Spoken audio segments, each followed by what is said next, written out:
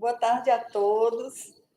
É um enorme prazer tê-los conosco hoje para começar esse primeiro workshop internacional, né, de hemorragia maciça no trauma. A gente queria agradecer a todos os interessados. A gente viu que um grande número de profissionais se inscreveu, né, profissionais não só aqui do Ceará, mas também de outros estados do país. E a gente já está com o Dr. Marques também assistindo essa nossa apresentação desde agora. Mas ao final das aulas ele vai estar discutindo conosco, então preparem suas perguntas, né, para aproveitar a presença dele aqui conosco nesse momento. Não sei se todos têm conhecimento, o Hemocce tem uma preocupação há muito tempo de discutir sobre a hemorragia grave, de implementar ações como a identificação de doadores de plasma A com baixo título de anti-A e anti-B, ou estimular o uso do ácido tranexâmico, estimular o uso do torniquete. Então, a gente tem uma ação já há muito tempo, né, para promover a melhoria do atendimento desses pacientes com hemorragia, tanto no pré-hospitalar como no ambiente hospitalar. E a gente faz parte, né, a gente participa desse protocolo que foi montado no IJF desde 2017, que a gente vai conhecer no último dia do nosso encontro, né, e que a gente vai ter nessas apresentações a presença do Dr. Davi, a presença do Daniel e outros membros do Comitê Transfusional que participaram da implantação desse protocolo. Então, é muito bom a gente estar aqui discutindo, tem muita coisa nova acontecendo e sendo publicada. A gente tem 2 guidelines que foram lançados do ano passado para cá, e a gente tem muito a discutir e a ver como a gente pode melhorar o atendimento desses pacientes com hemorragia. Mas, para não demorar muito, eu vou passar logo para a Suzana, para ela dar as boas-vindas, né? E depois a gente vai pedir à doutora Denise para apresentar o doutor Mark e começar a apresentação das aulas, que a gente vai ter as aulas legendadas. O doutor Mark gravou as aulas já, mandou para a gente, para que a gente pudesse legendar e todo mundo pudesse aproveitar integralmente, né, o que ele vai falar, mesmo quem não é muito fluente em inglês. Então, foi muito bom essa estratégia, a gente desde já agradece para ele, né? Mas, então, eu deixo a palavra com a Suzana para que a gente possa dar prosseguimento ao nosso evento. Olá, boa tarde. Meu nome é Suzana. Eu sou médica hematologista, estou no JF agora como coordenadora do núcleo transfusional, né? E eu pude, na verdade, não participei da criação inicial do protocolo de manejo de hemorragia grave no JF, mas pude participar ativamente do processo de implantação, né, após como clínica na emergência, né? E que, assim, o protocolo de hemorragia, do manejo da hemorragia maciça, foi extremamente importante, né, na assistência, na melhoria da assistência desses pacientes politraumatizados. Como a gente está no evento para o país inteiro, né, que foi divulgado para o país inteiro, o IJF é um hospital de Fortaleza que tem um perfil de atendimento nos pacientes cirúrgicos, principalmente os pacientes vítimas de politrauma, e atende pacientes do estado inteiro. E foi realmente um divisor de águas, né, no atendimento de qualidade, né, a gente fazendo uma reanimação hemostática inicial, que antigamente a gente só fazia reposição com cristalóide de forma agressiva, a gente deixou de fazer, introduziu outras formas de assistência, como a administração precoce do ácido tranexâmico, a gente também não utilizava de rotina na emergência, né? Teve o cirurgião mais do nosso lado também, para levar os pacientes mais rápido para o centro cirúrgico, para parar o sangramento. Então, assim, o atendimento sistematizado desse paciente, na forma desse protocolo de hemorragia maciça, teve um impacto extremamente importante na melhoria da assistência do paciente, né? E a gente não pode parar nunca, né? E esse evento é justamente para isso, para a gente também ver o que ele tem de novo, o que a gente pode trazer de melhoria na assistência desses pacientes também.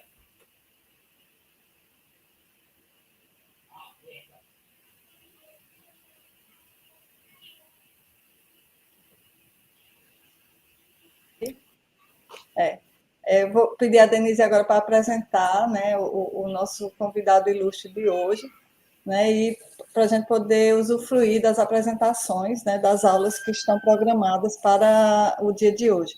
E só falando para vocês, nós estamos já com quase 100 pessoas online, né? E aí impressiona como tem gente do Brasil todo, né, envolvido e assistindo a nossa apresentação. Então, muito bom. Denise, a palavra está com você.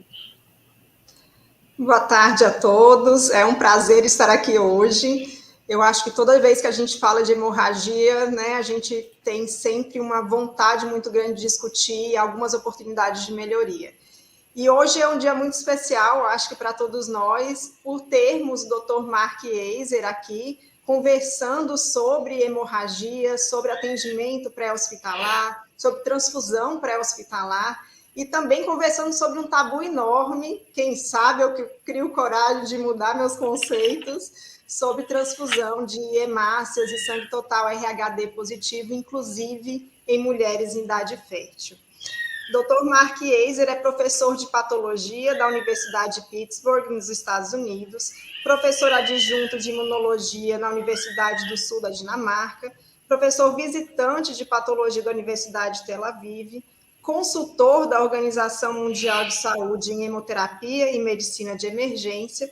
Ele é formado em medicina pela Universidade de Ottawa, e eu estou extremamente feliz mesmo, eu sou uma grande fã. Quem me conhece sabe que eu sou fã do Dr. Mark Eiser. Suas aulas são espetaculares. Eu falo que são aquelas aulas que conseguem explodir nosso cérebro, né? Então, faz a gente pensar e rever tudo que a gente sabe sobre hemoterapia e agora sobre atendimento de emergência. Então, eu fico muito feliz. A gente vai começar, então, com as aulas e, em seguida, a gente vai ter um momento em que a gente vai poder discutir, como a doutora Luciana falou, tirar as dúvidas. Então, preparem suas perguntas, coloquem no chat, que a gente depois vai repassar ele e a gente vai ficar realmente discutindo um pouquinho, aprendendo bastante com essa grande mente em hemoterapia e transfusão de emergência, atendimento de emergência do mundo.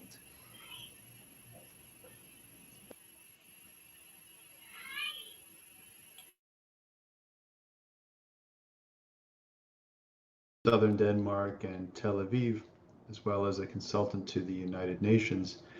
And I'm very pleased to talk to you today a little bit about some of the latest evidence for pre-hospital transfusion.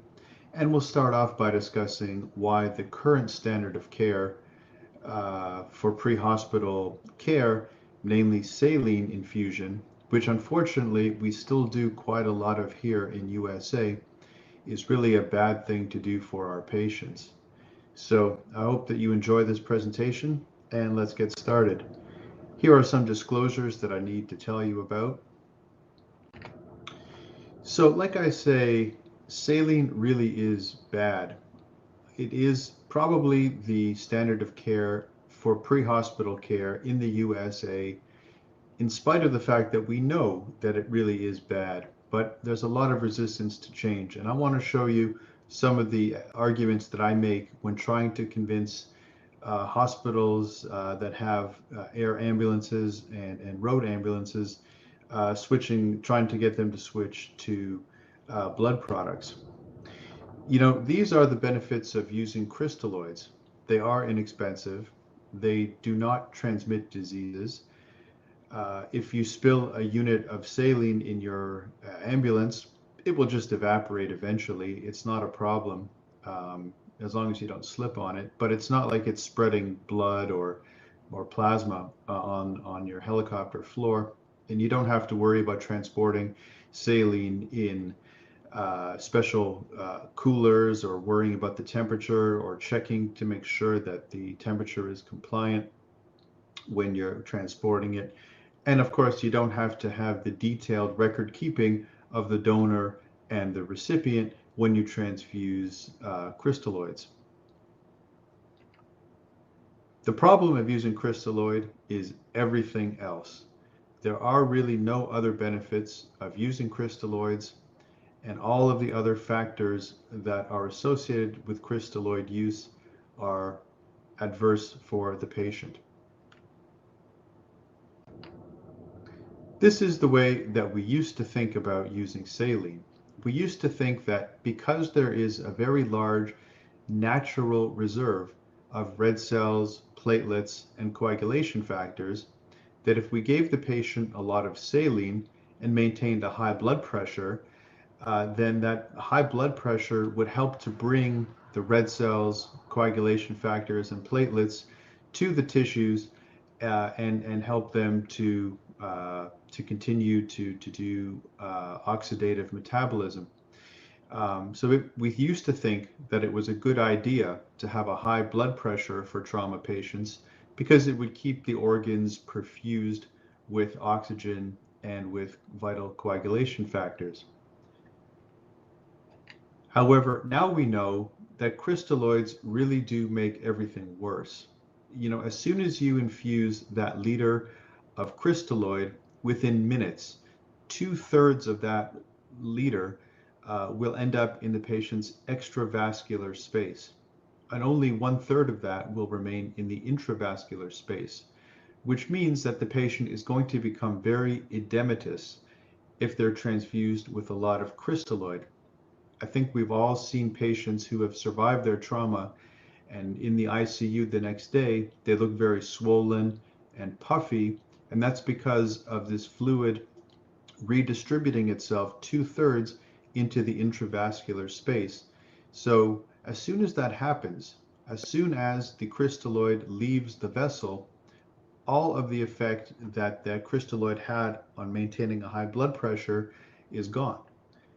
And now we're left with the long-term consequence of having an edematous patient where it's very hard to close a skin wound when the skin is so puffy and edematous. So crystalloids have a very short-term benefit, if any, and a very long-term consequence.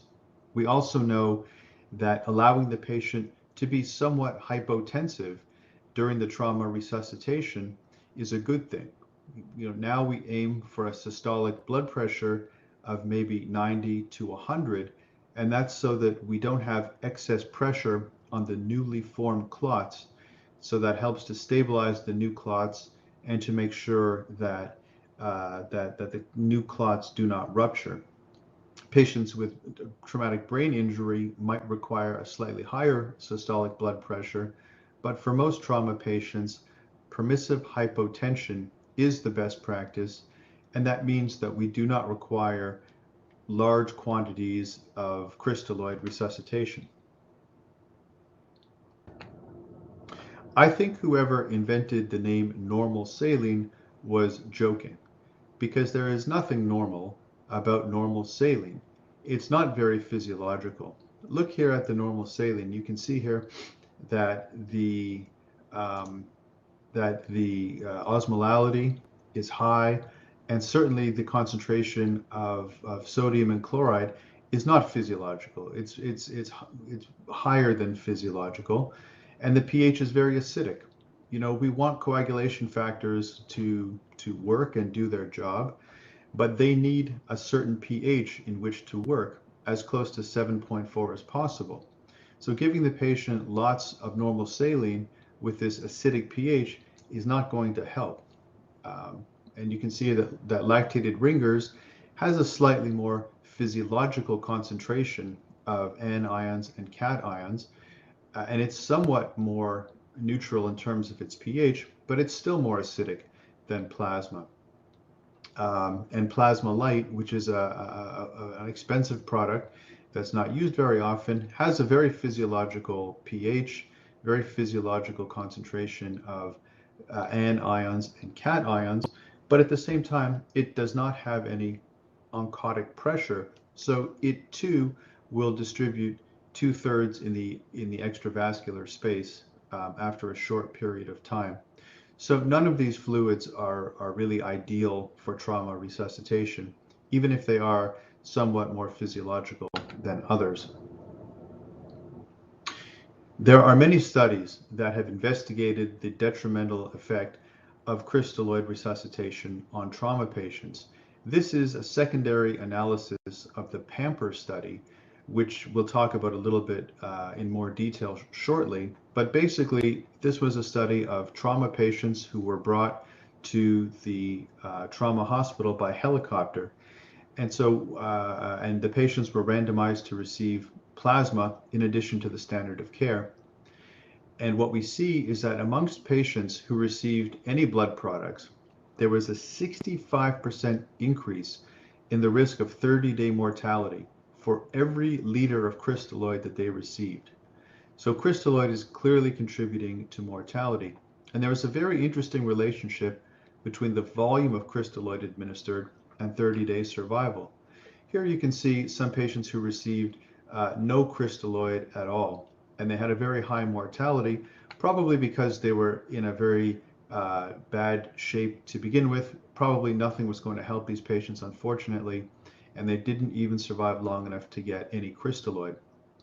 But amongst the patients who did receive crystalloid, can you see a nice linear relationship between the amount of crystalloid they received and the 30-day mortality? Clearly, the more crystalloid they received, the higher their mortality. Now, this is a small number of patients. This is not a definitive study, but it's very consistent with many other studies that have investigated the effect of crystalloid on trauma patients. None of it is good, all of it is bad, and giving crystalloid does not have beneficial effects like we used to think that it did. So knowing that crystalloid is bad, we have to be able to do something for our patients. And now I want to show you some of the evidence for pre-hospital transfusions. This is a nice aerial drone shot of my city, Pittsburgh. This is to remind you that massive transfusion does not always result in mortality. So, patients, the survival of patients who have received a standard massive transfusion, 10 units of red cells in 24 hours, has been well established. But we wanted to look at patients who were receiving an ultramassive transfusion. That was sometimes 60 units of red cells. And so what we did was we stratified patients who were having various bleeding causes, and we asked the question simply, what is their survival after they receive a certain number of red cells? Of course, the number of red cells is a surrogate marker for the severity of the bleeding. It's not a direct marker, but look in transplantation, mostly liver. You can see that even patients who receive more than 60 units have very high survival rate. And I think this is because the bleeding started in the operating room when the anesthesiologist was right there. The type and screen sample had already been sent to the blood bank. Everybody was ready for a massive bleeding patient. We were able to provide blood products very quickly to these patients. However, look at the trauma patients. When these patients received more than 60 units, they had very poor survival. And I think this is, frankly, the opposite of the transplantation situation. The bleeding started in the street, at the football stadium, at the Interlagos Formula One track, somewhere outside of the hospital. And it took a while for us to bring the patient to definitive care. So what I'm hypothesizing is that if we can bring the blood bank closer to the patient, maybe what we can do is try and improve some of these trauma survivals and make them look more like the patients who are undergoing transplantation, where the bleeding is immediately met with blood product transfusion. So let's see what some of the current literature has to say about this. Here's the PAMPER study, which was a randomized trial, again, of bringing patients in hemorrhagic shock to the hospital by helicopter. And the randomization was for these patients to receive 2 units of A or AB plasma in addition to the standard of care, which could have been only saline or maybe saline and red cells. Or the patients were going to receive the standard of care without supplementation with plasma. So those were our 2 study groups. They were brought to the hospital by helicopter, and the average transport time was about 40 minutes. They had to be hypotensive with tachycardia or very severely hypotensive, and there were some exclusion criteria. And this is what we found. We found that at 30 days, which again you'll see is not a particularly relevant time point for measuring bleeding outcomes, but it's what our FDA, our ANVISA, told us that we had to do. You can see that at 30 days, the patients who received plasma had significantly higher survival than patients who only received the standard of care, which could have been red cells or saline. Interestingly, if you look around 3 hours, the curves begin to separate. So that tells us that there was an early effect of plasma on patient survival. So these patients clearly had improved survival when they were transported to hospital by helicopter and received plasma on the journey.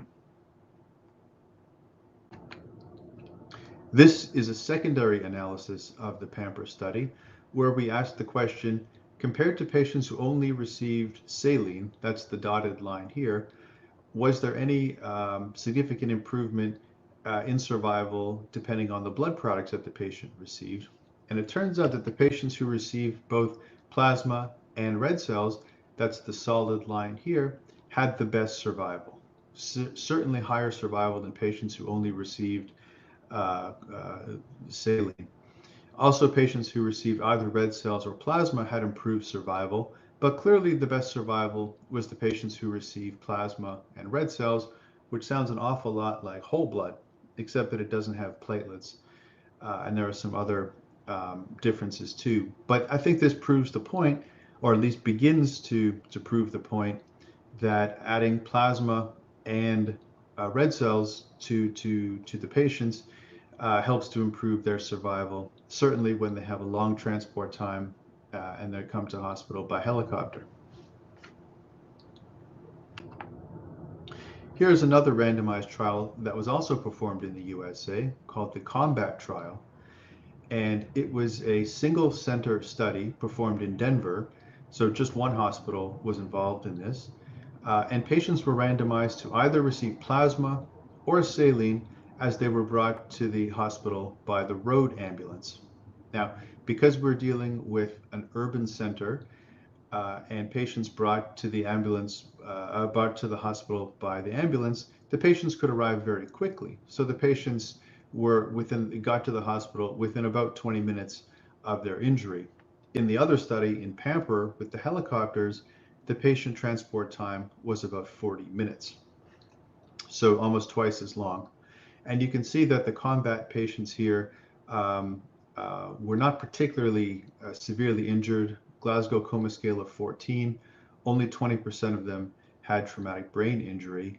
But you can see that the patients who received plasma received it fairly quickly, which was good. However, because of the very short transport times, only about 1/3 of the patients who were randomized to receive the 2 units of plasma actually received it in the pre-hospital setting, like in the ambulance. All of the patients who were randomized to get the plasma eventually received all of the dose of plasma when they were in the hospital. But only 1/3 of the patients received the full dose of plasma pre-hospital. This is a big difference in the PAMPER study with the helicopter. Because the transport time was about 40 minutes, we could ensure that almost 90% of our patients in PAMPER received the full 2 units of plasma. So that's a big difference between the 2 studies. And as you can imagine, because the patients in the plasma group and the control group arrived at the hospital so quickly, there really wasn't any difference in 28-day or 24-hour survival between the 2 groups of patients. So these patients were not as severely injured as those in PAMPER, and they arrived at the hospital very quickly. So you can imagine that those are important factors for why there was not a difference between these 2 groups in terms of survival. But we knew that COMBAT and PAMPER were being conducted at the same time, and so we designed the 2 studies so that we could put them together and create one large study of both of these results put together. And it's interesting that it turns out that the effect of plasma really depends on if you can get to the hospital within 20 minutes of the time that the patient is picked up in the ambulance or the helicopter. These graphs all show 28 days survival, but the same effect is true for 24 hours. And you can see here that if you can get to the hospital within 20 minutes, there was no significant advantage of not receiving plasma. So the standard of care, be it red cells or saline, was just as effective in terms of survival as giving the patient plasma if they can get to the hospital within 20 minutes. If it takes more than 20 minutes to get to the hospital, then plasma clearly has a survival benefit compared to the standard of care, which was red cells or saline. So things are very dependent on how quickly patients can get to the hospital. But again, it's important to remember that that 20-minute time is simply the transport time. That's from the time that the ambulance or helicopter started taking the patient, picked up the patient, and started taking them back to the hospital. It does not account for how long the patient had been injured before the ambulance arrived, or for how long it took to remove the patient from, let's say, a damaged car, or from a house that might have been involved in a fire or a shooting or something. So these times are only reflecting how long the patient spent in the emergency vehicle coming back to the hospital. So it's important to also think about other factors, such as how long the patient had actually been injured. So this is a new randomized pilot trial of whole blood versus the standard of care. So this was only done at our center in Pittsburgh, so it's a single center study. And it was basically done in the same way as PAMPER, where we randomized injured patients who were being brought to hospital by helicopter to either receive the standard of care, red cells or saline, or to receive the standard of care plus 2 units of whole blood. And the primary outcome of this study was only to show the feasibility. This was meant to be a feasibility study, and that's why we only had 86 patients in the whole study. Plus, COVID came and interrupted the enrollment, and so we had to stop the study with only 86 patients. But again, the primary outcome was to show that we could actually perform a larger randomized trial, which we're doing now. But there were some interesting results from it. And what we can see is that there was no difference in mortality between the two groups of patients, which is what you would expect in a small study like this, and where mortality is very small in the first place. But what we did show was that the patients who received whole blood went on to require fewer red cell units in the next 6 hours after admission compared to those patients who received the standard of care. So I think that's a very legitimate endpoint for studies involving whole blood, is that giving the whole blood, which of course has platelets, can reduce other blood product use in the future. And we also showed that patients had improved thromboelastogram parameters after receiving whole blood, which makes sense because they're not only receiving platelets, but they're also receiving plasma as well. And so so there are some preliminary benefits of using whole blood, as shown in this randomized feasibility study. Now we come to this interesting study from the United Kingdom called the Refill study. It was another randomized trial of adults who were in hemorrhagic shock, and they were randomized to receive 2 units of red cells plus lyophilized or freeze-dried plasma, or 1 liter of normal saline as they were coming to the hospital in either the helicopter or the ambulance. Now, this study had a composite outcome, including episode mortality, which is mortality any time from the time of injury through the patient's stay in the hospital. We'll talk more about that. Or a 20% reduction in lactate clearance in the first 2 hours after randomization. So if the patient had any one of these, such as dying or failing to reduce lactate, they were said to have achieved the composite outcome. And you can decide if these markers are really sufficiently important to be lumped together in the composite outcome. But as you can imagine, there was no difference in terms of achieving the composite outcome between the blood group and the saline group. And when they looked at the individual components of the composite outcome, again, no difference at all. So some people have read this study And they thought, well, this proves that we do not need to go through all the effort of providing pre-hospital blood transfusions to our patients, because saline is just as good as blood components. But I suggest to you that a deeper reading of this study will show quite a different outcome. So we need to understand, what is episode mortality? Simply put, episode mortality is death anytime from the time of injury until the patient leaves the hospital. So if they leave the hospital walking on their own feet, then they did not die. They did not have episode mortality. But if they die at any point in the hospital, then that is considered to count as episode mortality. So death anytime from the time of injury or during their stay in the hospital. And in refill, the median length of time for which the patients were in hospital was 8 days. So what this means is that if a patient was transfused at the time of their injury and they died, let's say 4 days later, it looks like that this blood transfusion failed to prevent the mortality 3 or 4 or up to 8 days later.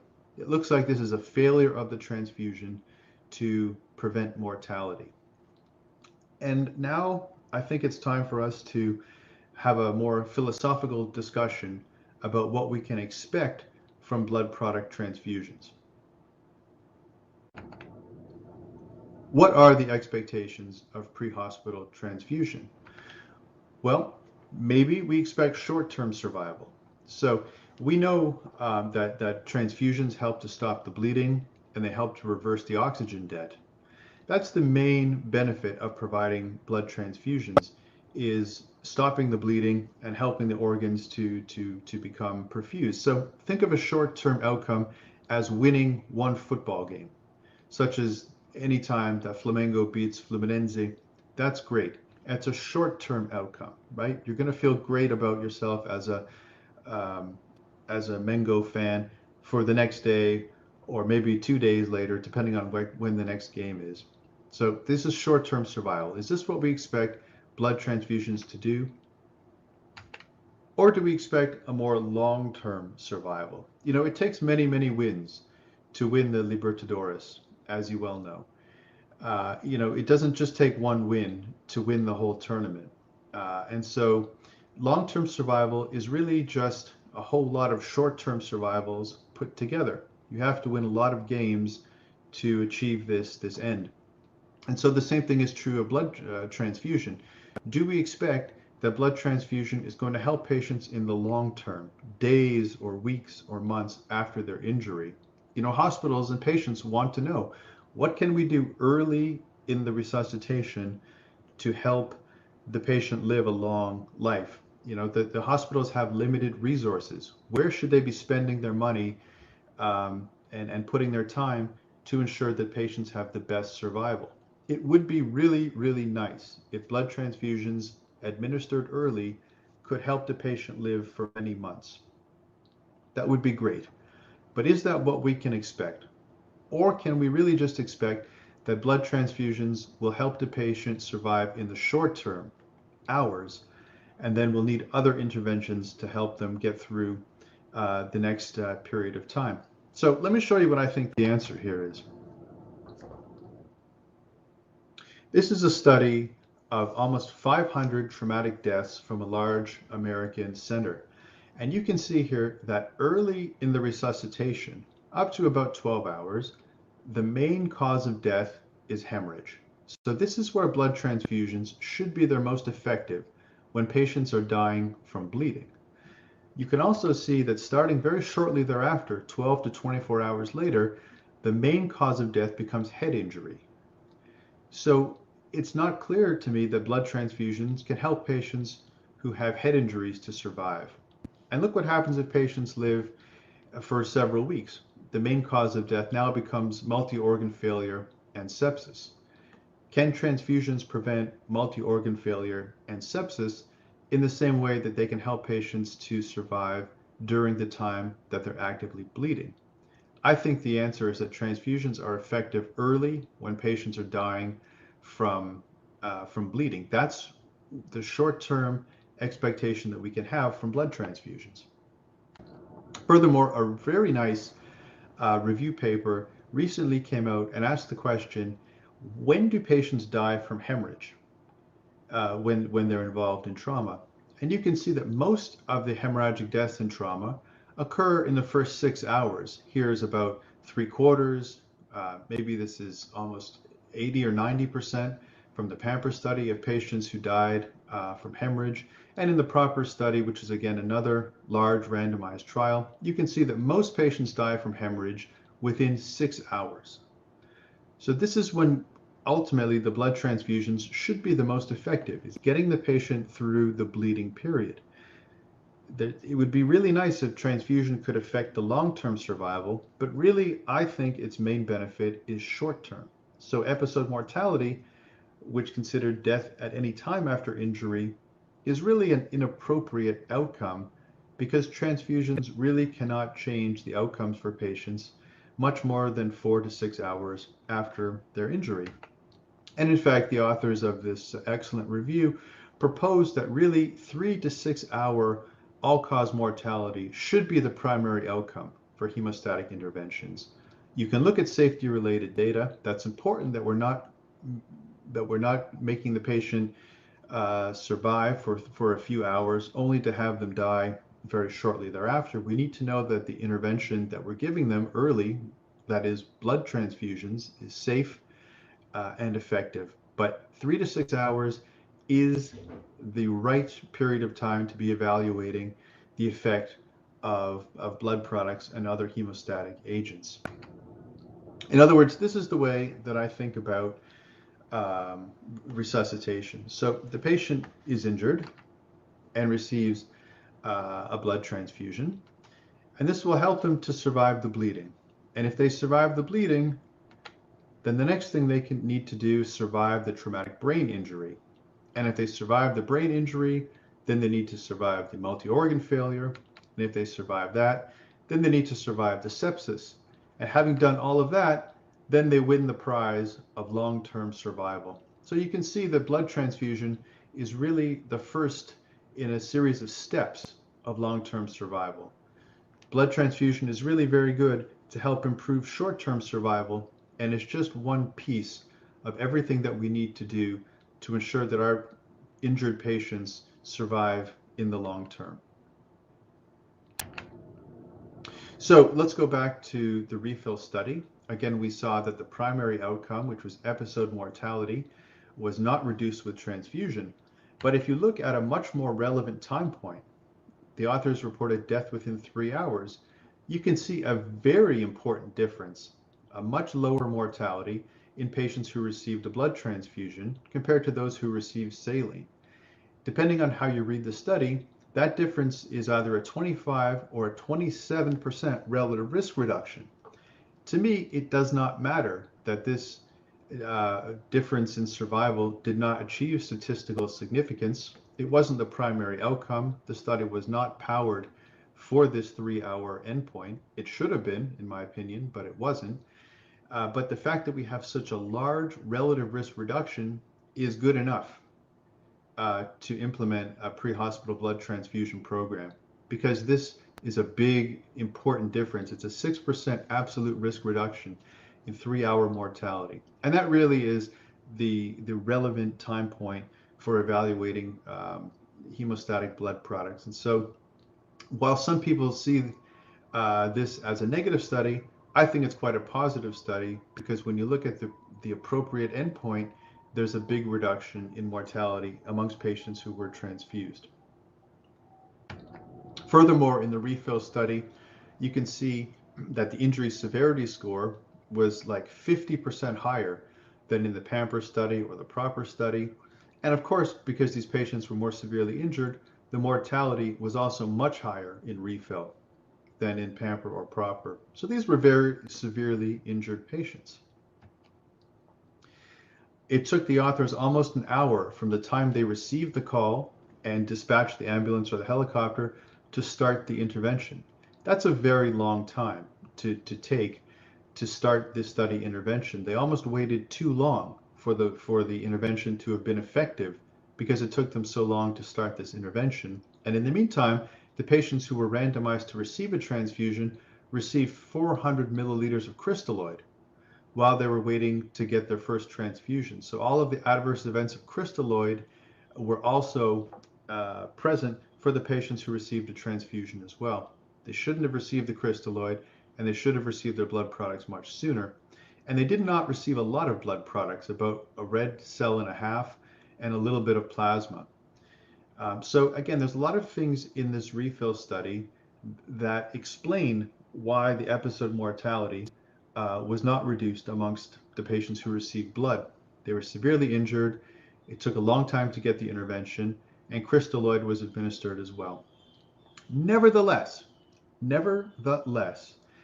in spite of all of these findings that would make it more difficult to see a positive outcome with transfusion, don't forget that when you look at the appropriate outcome, the 3-hour mortality, there was a much larger reduction, relatively speaking, amongst the patients who received a transfusion than those who didn't. So I used to think that this was a negative study, that it didn't show a positive benefit of transfusion. But now when I think about it, it really does show a positive benefit, because even very severely injured patients do show a large relative risk reduction in mortality when we look at the relevant endpoint.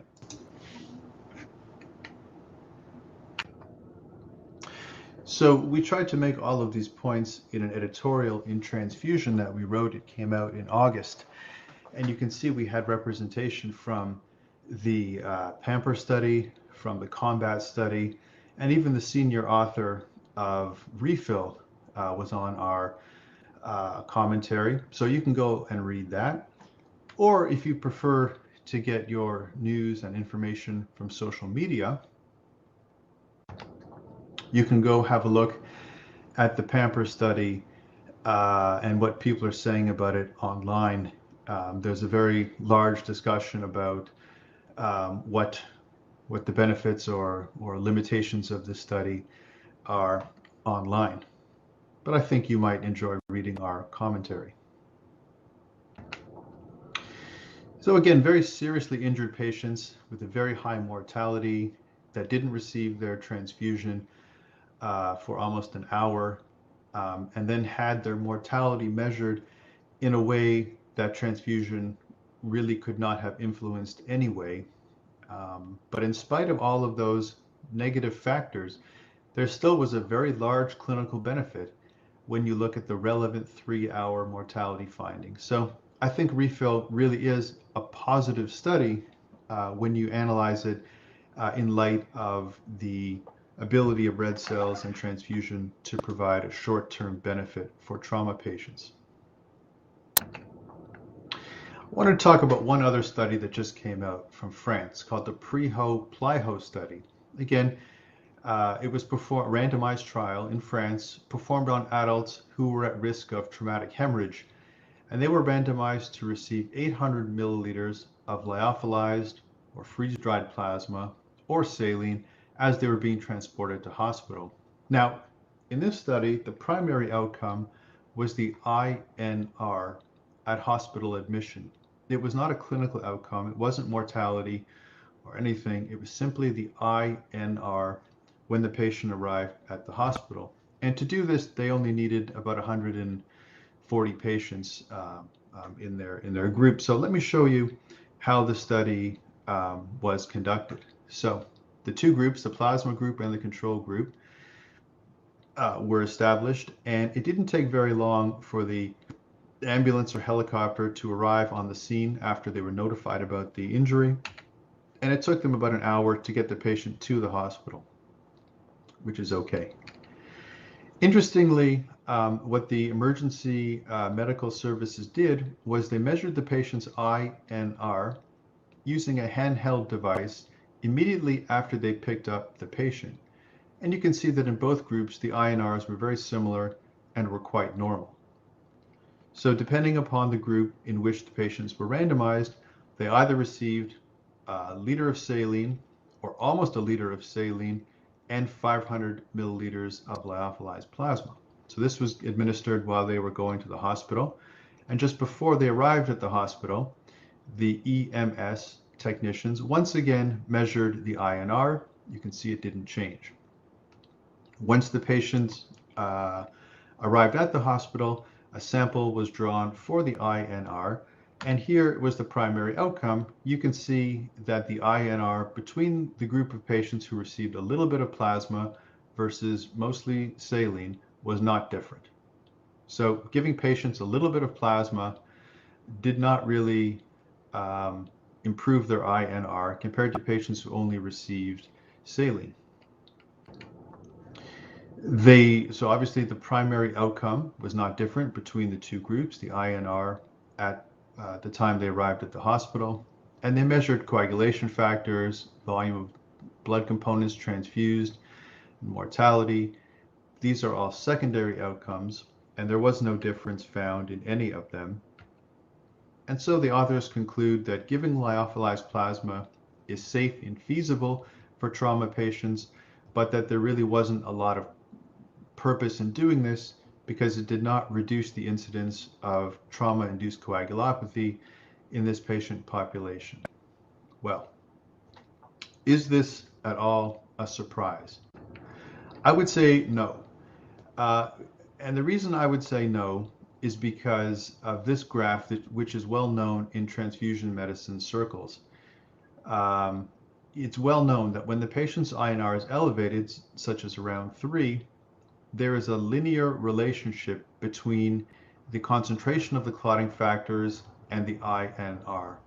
What this means is, in theory, if you want to decrease a patient's INR from 3 to 1.5, then you would need to increase the patient's overall clotting factors by about 30%.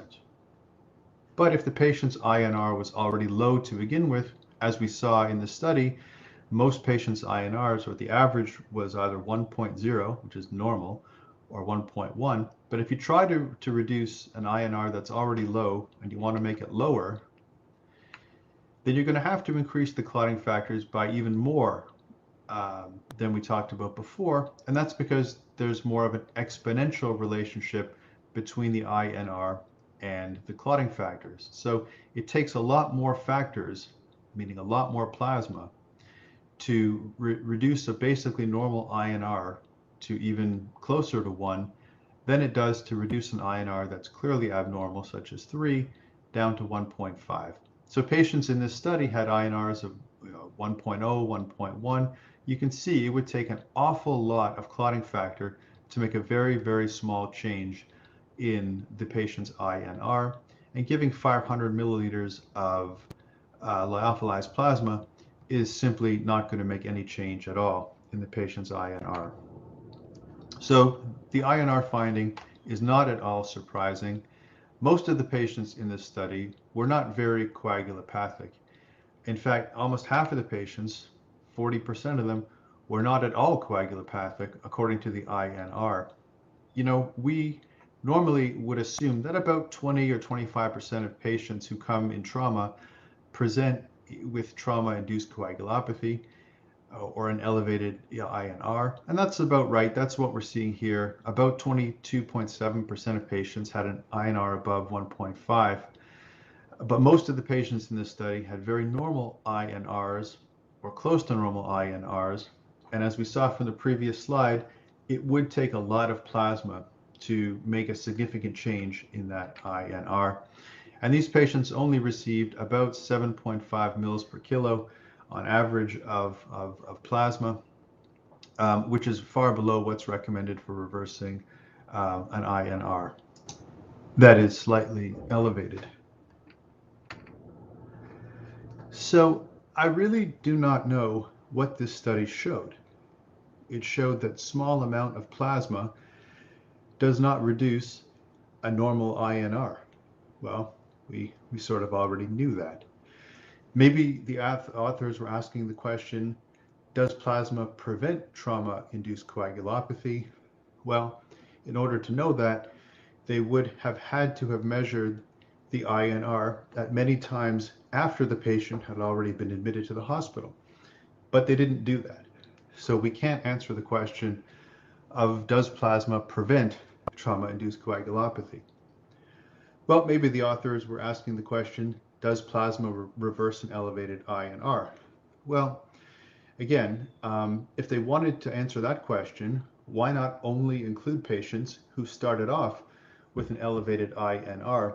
Don't forget that the EMS technicians measured the patient's INR before they gave the intervention, so they could have limited the enrollment of this study to patients who were coagulopathic to begin with.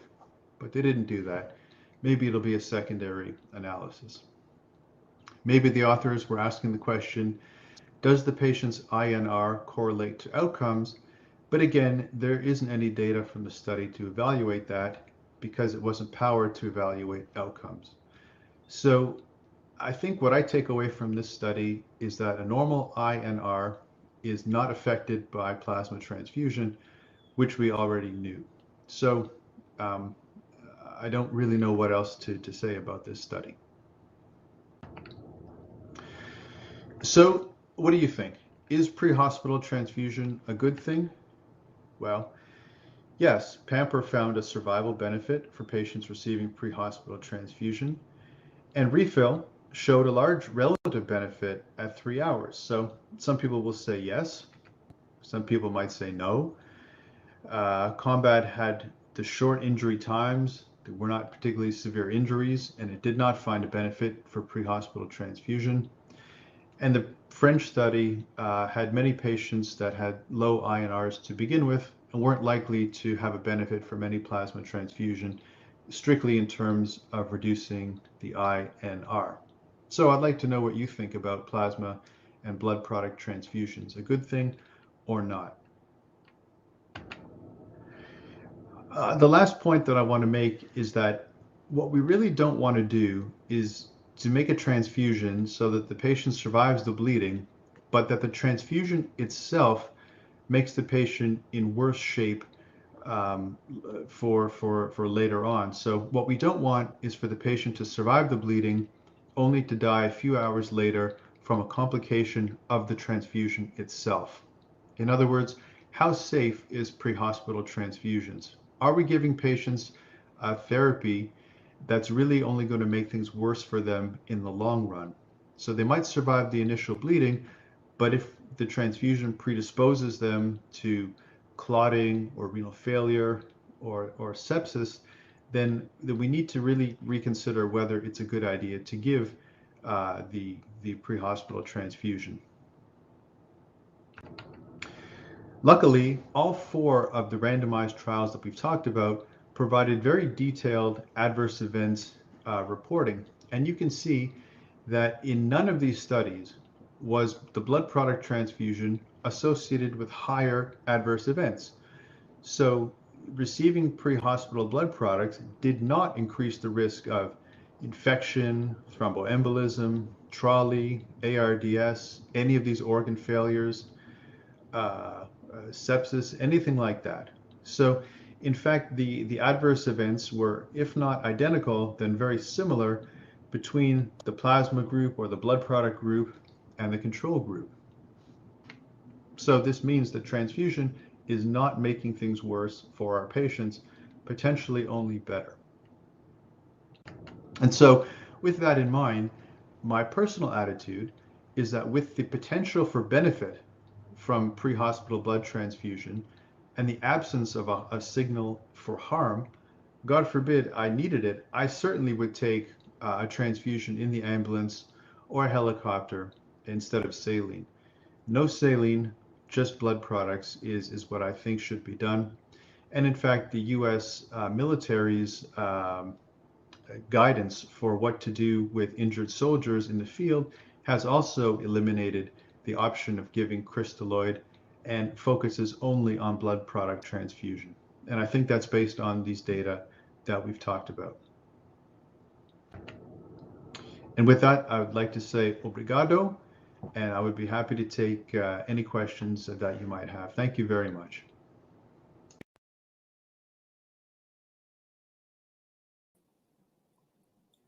Bom, muito obrigada, Dr. Mark, pela apresentação. We say obrigado to you. A gente aprendeu muito nessa aula, né? Eu queria convidar o Dr. Mark, que já está conosco, para dizer um hello aí para todo mundo, e Dr. Luiz Amorim também, para que a gente possa já conversar, mas a discussão vai ser no final da apresentação. Né? Então, após essa primeira aula, a gente vai ter uma aula falando sobre o uso de sangue RH positivo, né, na emergência. E aí, se a gente tiver o Dr. Marco e o Dr. Luiz aí agora, a gente pode... eles podem dizer hello para a gente. O Dr. Luiz está em trânsito, né, Dr. Luiz? Sim, eu estou em outro evento, mas agora queria... já acabou, eu estou aqui. Eu queria lhe agradecer. Eu que queria lhe agradecer, né, pela disponibilidade, porque eu sei que o senhor está viajando e está complicado. Mas muito obrigado por estar conosco hoje. Eu que agradeço, Luciana. É um grande prazer participar desse evento e dessa aula, que é um tema super atual, e ainda mais contando com a apresentação do professor Mark Eiser, né, que além de ser um grande amigo, é um grande especialista, um dos nomes de mais renome na hemoterapia mundial nesse momento. Então é um grande prazer estar com vocês, estar com ele, Denise. Boa tarde também, ótimo revê-la. Então queria saudar todos e say hello to Mark and say thank you for presenting this wonderful overview about pre-hospital transfusion. And I also would like to commend you about your shirt. Both are wonderful. You are without sound. Okay. We can't hear you. Vocês me ouviram, Luciana? Sim, sim. O senhor a gente ouviu direitinho.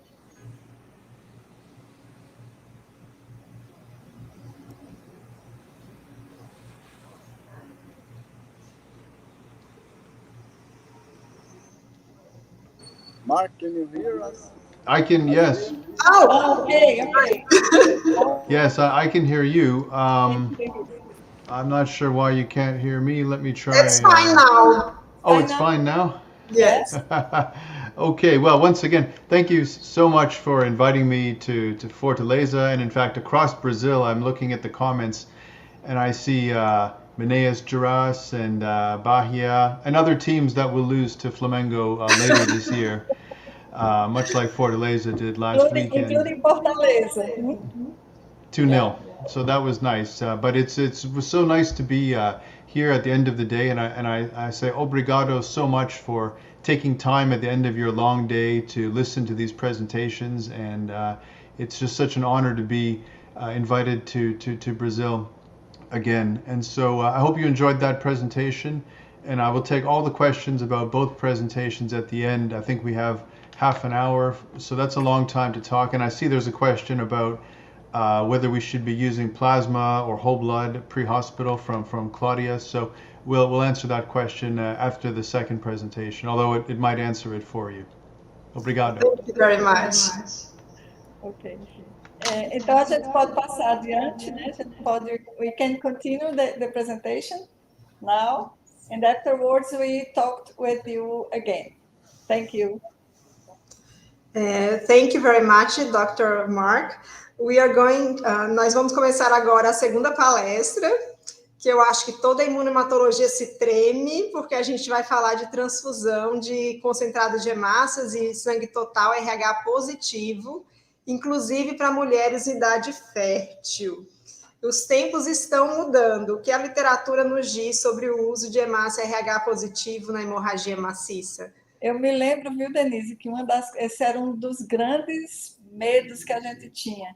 E eu me lembro a primeira vez que eu vi um paciente RH negativo receber sangue RH positivo. É um estresse muito grande, né? E a gente fica lutando contra a prevalência baixa, ou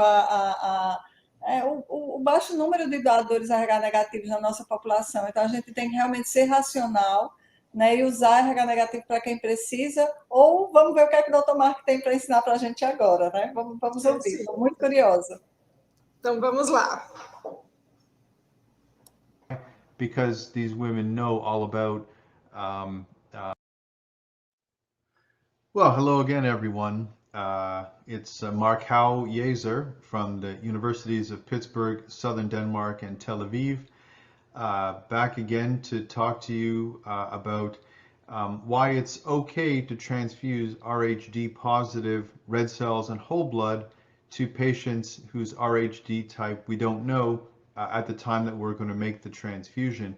You know, this is something that we were really taught a lot about in medical school, is that you never ever give a D positive unit to somebody whose RH type you don't know, in particular a woman who could be of childbearing age, because it could affect future pregnancies. And while that's true, the latest scientific information shows us that it's not as big a problem as we once thought it was. So I'm going to walk you through some of this new evidence, and I'd love to hear your opinions about this at the end. Here are some disclosures that I'm required to show you. So the question becomes, how can we safely provide a transfusion to people if we don't know their recipient's type? So when you arrive in the Arcanjo and you see a patient who needs a transfusion, there's no chance you're going to know what that patient's ABO and RHD type is. And frankly, you have other things to worry about that are more important than the ABO and RH type. And the reason for that is because it's very easy to provide safe red cell and whole blood transfusions for these patients. So in order for us to provide a safe transfusion, we always use group O red cells. And of course, that's true for group O whole blood as well. Group O red cells are safe for all recipients because they do not have A or B antigen on their surface. And so any recipient can be given group O red cells without causing any problems for them. What becomes a little bit more of a tricky issue is dealing with this RHD protein. Now, RH is a blood group, and it's a protein on the surface of the red cell, and RHD is one of the 150 or so different RH antigens. But RHD in particular is very immunogenic. That means that if you transfuse a D positive red cell unit to somebody who's D negative, that antigen is going or could elicit an immune response, and that person could become alloimmunized. That means that they've made an antibody against a foreign substance. And I'm going to show you that the rate of D alloimmunization is much lower than we've been taught in school before. So ideally, in the real ideal, the best case scenario, we would give RHD negative red cells and whole blood to everybody until we know for sure that their type is RHD positive. But that's the ideal, not the real world setting. And so what are the consequences of D alloimmunization? What are some of the clinical problems that patients might have if we give them RHD positive red cells and it turns out that they're actually RHD negative? Well, one problem that they might have is that they might have an immediate hemolytic reaction to those D positive red cells. So you can imagine the situation where the patient has already made the anti-D antibody, and now we transfuse RH positive red cells to that patient. It's possible that their pre-existing anti-D antibody could bind to the D positive red cells and cause those red cells to become destroyed. Now, typically, this sort of hemolysis occurs inside the spleen and the liver. It's a very orderly process. It's called extravascular hemolysis. You would not expect the patient to have shock or hypotension or a severe response to or when extravascular hemolysis is occurring. And that's, again, like I say, because the red cells are destroyed in the liver and the spleen, and the contents of the red cells, in particular the hemoglobin, are not free and circulating around in the bloodstream. So these extravascular hemolytic reactions tend not to be very clinically significant. The other thing that's important to remember is that although the patient might receive a transfusion that is incompatible with the antibodies that they've already produced, like I say, like giving D positive red cells to somebody who has already made anti-D, the literature tells us that even when an incompatible transfusion is given, typically patients in trauma and massive bleeding do not have any evidence of extravascular hemolysis. Typically, there is no hemolysis that occurs. And I guess that's because the immune system is busy doing other things than worrying about a few red cells that are coated with antibody, because the literature has very clearly shown that patients who receive incompatible transfusions, not just to the D antigen, but to other antigens as well, they tend not to have any hemolytic consequences from it. And that's good news for us. Another potential consequence of D alloimmunization is that we might stimulate the production of the anti-D antibody such that in the future, if we give a D positive transfusion to somebody who has then already made anti-D, they could potentially have this hemolytic reaction. But typically in massive bleeding and trauma, that doesn't happen. Probably the biggest concern of somebody making the anti-D antibody, in particular a woman of childbearing potential, is hemolytic disease of the fetus and newborn. And this is a particular problem of pregnant women where they've made the anti-D antibody and it crosses the placenta. And if the fetus has D positive red cells, then mother's anti-D antibody can bind to the fetus's D positive red cells and cause them to be destroyed. And in the worst case, this can lead to the death of the fetus and the neonate. But the severity of HDFN goes basically from no problem at all to requiring some treatment for hyperbilirubinemia, or requiring an exchange transfusion, or potentially death. But I want to show you that with modern antenatal diagnosis and treatment, fetal death is extremely uncommon from HDFN, and therefore the issues associated with a woman making anti-D are smaller than we had previously thought. So, like I say, ideally, in the best case scenario, we would always provide D negative red cells and whole blood for all of the patients whom we don't know their RHD type. But do you think it's easy to find RHD negative red cell donors? Well, let me tell you, it's not so easy. In our blood bank in Pittsburgh, about 45% of the donors will be group O. And that's a good number. But look, only 15% of them will be D negative. So if you multiply these percentages together, only 7% of everybody who walks into the blood bank in Pittsburgh to make a donation will be O negative and suitable for donating O negative red cells. So we're often very short of RHD negative red cells just because there are not very many Rh negative donors. In fact, it's even harder to find Rh negative whole blood donors because we take whole blood donations only from men to avoid the lung injury risk. And again, the same proportion will be group O and 15% will be Rh negative. And like we talked about last time, in Pittsburgh, 93% of our male donors have a low titer of anti-A and anti-B. This is a titer of less than 100.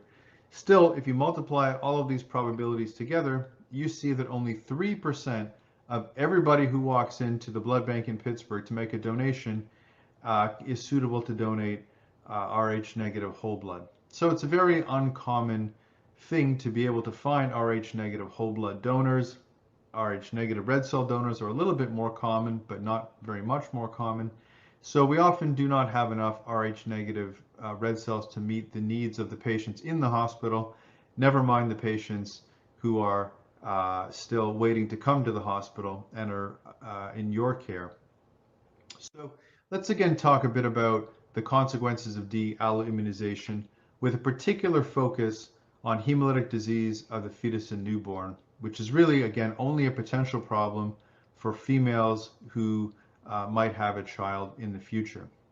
So let's ask some important questions here. What is the risk of having hemolytic disease of the fetus and newborn after a female of childbearing potential who is D negative is transfused with D positive red cells or whole blood during her trauma resuscitation? What is everything that has to happen between the time she's transfused until the time she delivers a baby that might be influenced by this anti-D antibody? Well, in order to answer this question, we have to ask 5 more burning or important questions. Number 1, will she survive her trauma? Because if she does not, then unfortunately she can't get pregnant. Will she make anti-D? If she does not make anti-D, then the fetus is not at risk of hemolytic disease of the fetus and newborn. And of course, if she does not become pregnant, then there is no fetus to be at risk for HDFN. If there is a fetus because she is pregnant, will it be RhD positive? And what are the outcomes, the modern day outcomes of pregnancies where mom has the anti-D antibody and the fetus is D positive? So let's answer all 5 of these questions. And by the end of this, we're going to see what the real risk of transfusing RhD positive red cells or whole blood to females of childbearing potential is on their risk of having HDFN.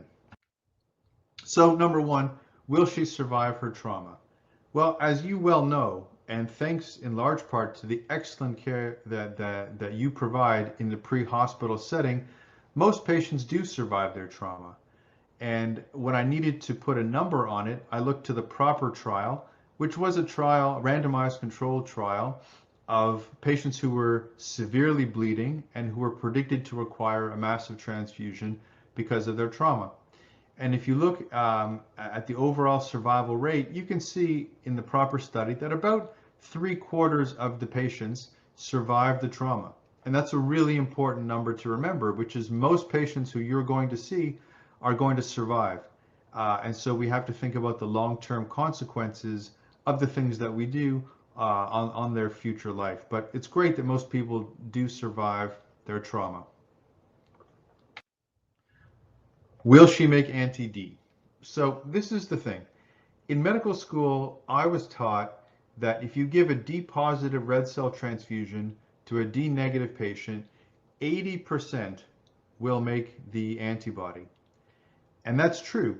But what was never told to me in medical school was that number, that 80% alloimmunization rate, is among healthy volunteers. Many of these studies came from the late 1970s and early 1980s when we were learning how to make Rh immunoglobulin. And so what was happening was that healthy people, including British Navy sailors and some nuns who aren't supposed to get pregnant, they were given RhD positive red cell transfusions, small quantities of red cells, and then they were followed to see how many of them would make the anti-D. And it's true that about 80% of these healthy people make anti-D.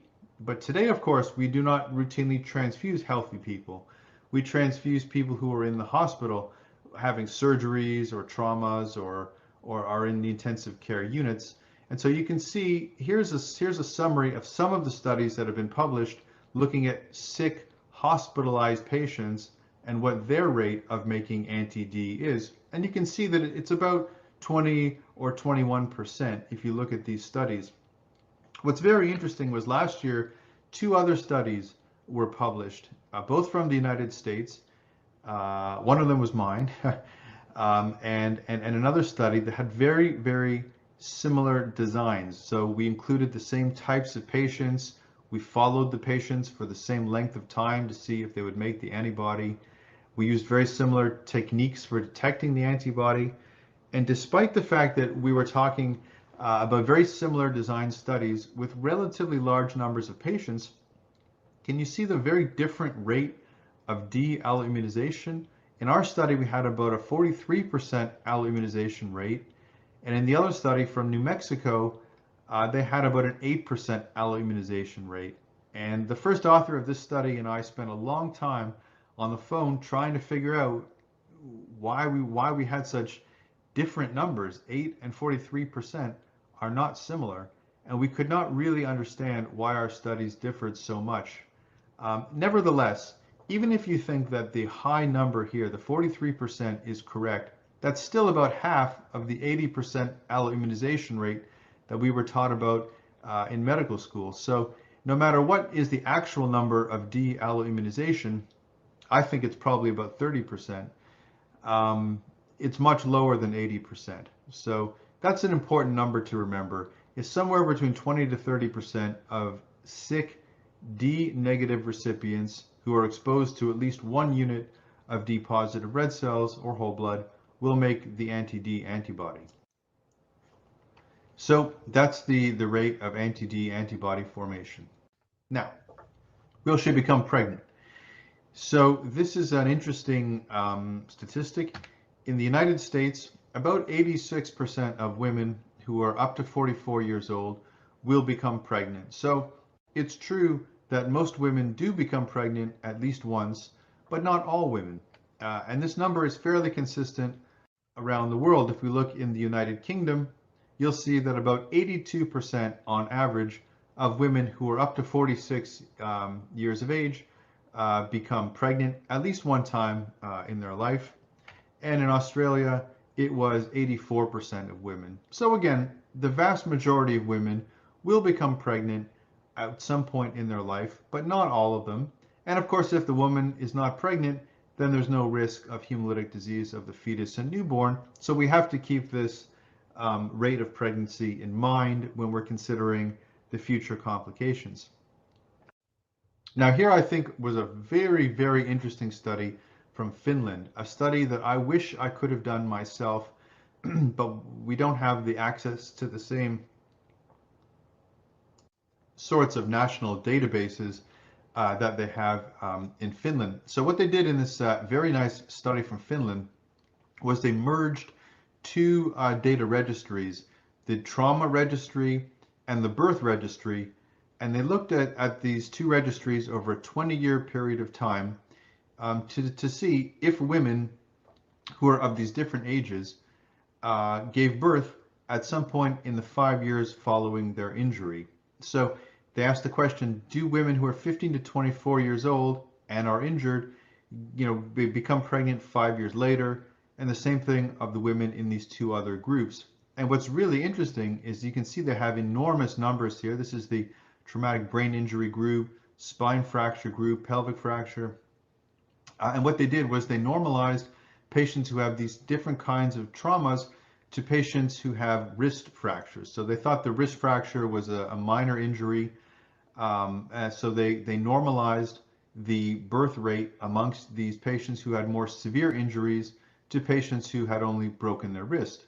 Having broken my wrist, I can tell you it's very painful, but it's not quite the same as having a spine fracture, that's for sure. Anyway, what's really interesting to notice here is that the rates of pregnancy are not all the same. So look at these patients who are having pelvic fractures.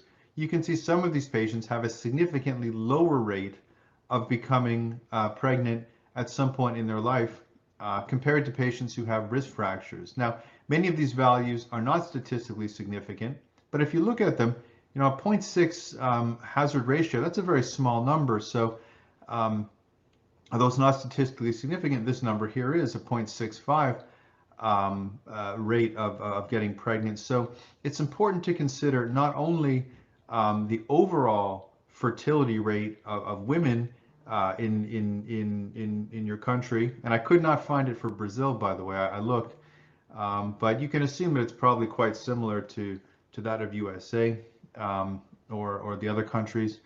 But it's important to consider the type of trauma that they experience. Some of these women, although again not significant, have a higher rate of birth compared to women who have wrist fractures. And so to say that the woman has had a trauma is not really specific enough.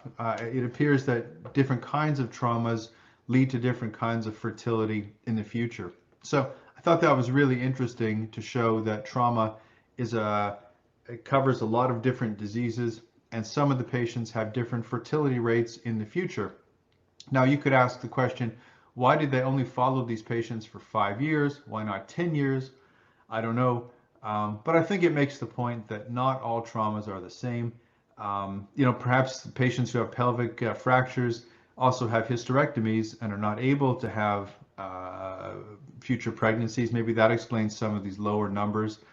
Maybe the same is true of hip or thigh fractures. The study didn't really describe it, but it's really interesting to consider that trauma is not all the same. So when considering pregnancy, we should consider the type of trauma that the woman has had. Now let's ask the question, will she carry a D positive fetus, assuming that she gets pregnant? And in the Caucasian population, about 85% will be RHD positive. And in some populations, like in some of the Asian populations, it's almost 100% people who are D positive, which of course means that the chance of being D negative and receiving a D positive transfusion are very small. But because of the gene zygosity, the risk of transmitting, of the father transmitting an RHD gene to the fetus is only about 60%. RH is a very interesting gene, and it turns out that that the most common way to be RHD negative is to actually lack the gene. It's deleted from the genome. It's gone. And so some people who are Rh positive have one RHD gene and on one chromosome, and on the other, it's just gone. It's not there.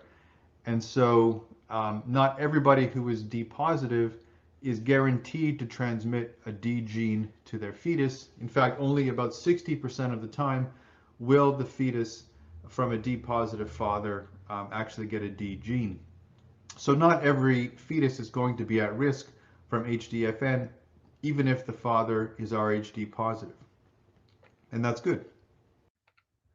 So now let's discuss some of the historical outcomes of hemolytic disease of fetus in the newborn. You know, in the 1980s, HDFN was a terrible disease that in one word could be described as bad, and in 2 words, very bad. The perinatal mortality was about 50%, and there were a lot of morbidity events that happened amongst the little babies who survived HDFN. A lot of neurological problems came to these babies later in life. And so because we didn't have a very good way of diagnosing or treating HDFN, it was extremely important to avoid mom making the antibody, because we couldn't diagnose or treat the disease very well back in the 1980s. However, now, because of the development of high-resolution ultrasound, this has really changed the way that we diagnose and manage HDFN cases. Now we can use the middle cerebral artery flow velocity. How fast is the blood flowing through this particular artery in the fetus's head, because the flow rate is proportionate to the viscosity of the blood. So with fewer red cells, the blood flows faster. Now we can use the ultrasound to make the diagnosis of HDFN, and we can also use the ultrasound to help us perform intrauterine transfusions. Now we can use the ultrasound to help guide the needle into the umbilical artery so that it can actually get the blood into the fetus. Previously, before the ultrasound was developed, a lot of these transfusions were basically just injecting blood into mom's abdomen, basically, and hoping that some of those red cells would diffuse into the baby. But now we can see the needle in the umbilical artery, and we can ensure that the baby is getting a good intrauterine transfusion. And so because of this ultrasound, we no longer need to perform amniocentesis as much as we used to try and make a diagnosis of HDFN or to see which babies were at risk of HDFN. And that's great because amniocentesis had almost a 1% risk of complications, including fetal death. We don't have to do this anymore, thank God, now that we have high resolution ultrasound. So knowing that we have high resolution ultrasound, the ability to diagnose and manage the fetus early, what are the risks of HDFN nowadays? And again, it's a very, very treatable condition. This is excellent data from the Dutch group. You know, in the Netherlands, there's only one hospital that does the intrauterine transfusions, and so they have very good follow-up on all of the patients in the whole country for HDFN. And you can see what this study did, and I put this in big letters so that everybody can see it, because it really changed the way that I think about HDFN and D-positive transfusions. To me, this was a really important study. What they did was they looked over these different 6-year periods of time, and they asked the question, what was the overall survival of babies who had HDFN? And most of these babies had HDFN as a result of anti-D. So it's very relevant for this topic that we're talking about today. And look over time, back in the 1980s, again, you know, 79% of the babies survived. That means almost a quarter of the babies with HDFN died. And that's really sad. But look at it now. Now, only 4% of fetuses die from HDFN. You know, we've really become very, very good at diagnosing and treating HDFN. And look at the rate of the severe high drops. This is the case where the baby's red cells are, pardon me, the fetus's red cells are completely destroyed, and the baby becomes very edematous and dies. You can see that it's almost completely gone. That even babies with high drops still survive very well, considering what the overall rates were back in the early 80s, late 80s and early 90s. So when you think about hemolytic disease of the fetus and newborn, you should think that it's a very treatable condition. It's certainly no longer the death sentence that it was to the fetus in the 80s and 90s. So now we've discussed all of the elements that have to happen to a woman from the time she's transfused with D-positive red cells until the time that she delivers the baby. So let's consider all of the risk factors that we just discussed all together. So she has to survive her trauma, and we said 76% of women survive trauma, or people survive trauma. Somewhere between 20 to 30% of affected pregnancies, or of patients who are D negative and get a D positive red cell, make anti-D. For this calculation, we used 21%. It was true at the time we did that calculation, but now it's probably somewhere between 20 to 30%. 86% of women become pregnant. 60% of fetuses carry the D positive gene and make D positive red cells. And luckily, only about 4% of fetuses actually die from HDFN. So if you multiply all of these risks together, this will tell us the overall risk of fetal death after having transfused mom with a D positive transfusion during her trauma. And you can see that that rate of fetal death is 0.3%. Very, very small risk of that fetus dying because of the transfusion that we gave her to save her life in the pre-hospital resuscitation. What if we consider an alternative definition of bad fetal outcome? If we look at something other than just fetal death, but requiring an intrauterine transfusion, or maybe the neonate requires an exchange when he's born, some of these other adverse outcomes are more common than fetal death. And in fact, about 25% of fetuses that are D positive and their mom had a anti-D antibody they're either going to die or require intrauterine transfusion or an exchange transfusion. But again, it's only 25% of these babies.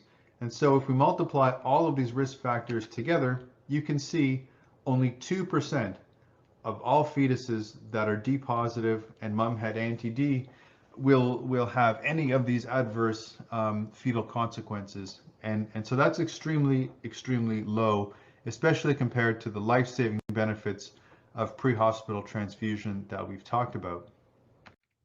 Now that was a very simplistic calculation that I just showed you, very linear multiplication of the variables, but there are many other variables that we should consider when we're talking about pregnancies and females of childbearing potential, things that require us to do computer simulations to derive a risk. And so here what we did was we made a computer simulation of millions of different pregnancies where we simulated the female of childbearing potential's age, the number of expected pregnancies that she's expected to have after her trauma. So if she had a whole bunch of pregnancies before she received her D positive transfusion, obviously those babies would not have been affected by HDFN.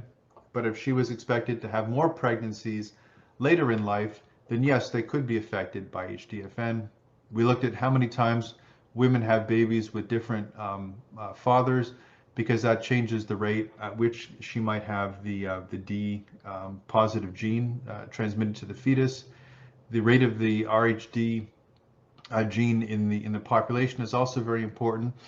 But if you look here overall, the risk of HDFN is the highest when the woman is around 18 to 20 years old, because that's the time where she has the most time in her future to have a pregnancy.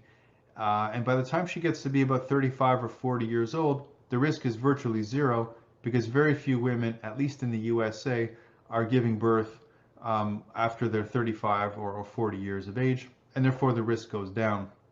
So even if you consider all of these other factors and simulate millions of pregnancies, the risk of any type of HDFN is about 3.5%, with the most severe risk of HDFN down here, again, a fraction of a percent. It's very small risk of intrauterine fetal death from HDFN. And if you look in different countries, including Brazil, where you use that same model to estimate what the fetal risks of HDFN might be, you can see it's really interesting that in the countries where women are having their babies rather early in life, the risk of HDFN becomes very close to zero very early. Because if they're not having any babies after 30, then there's no HDFN risk.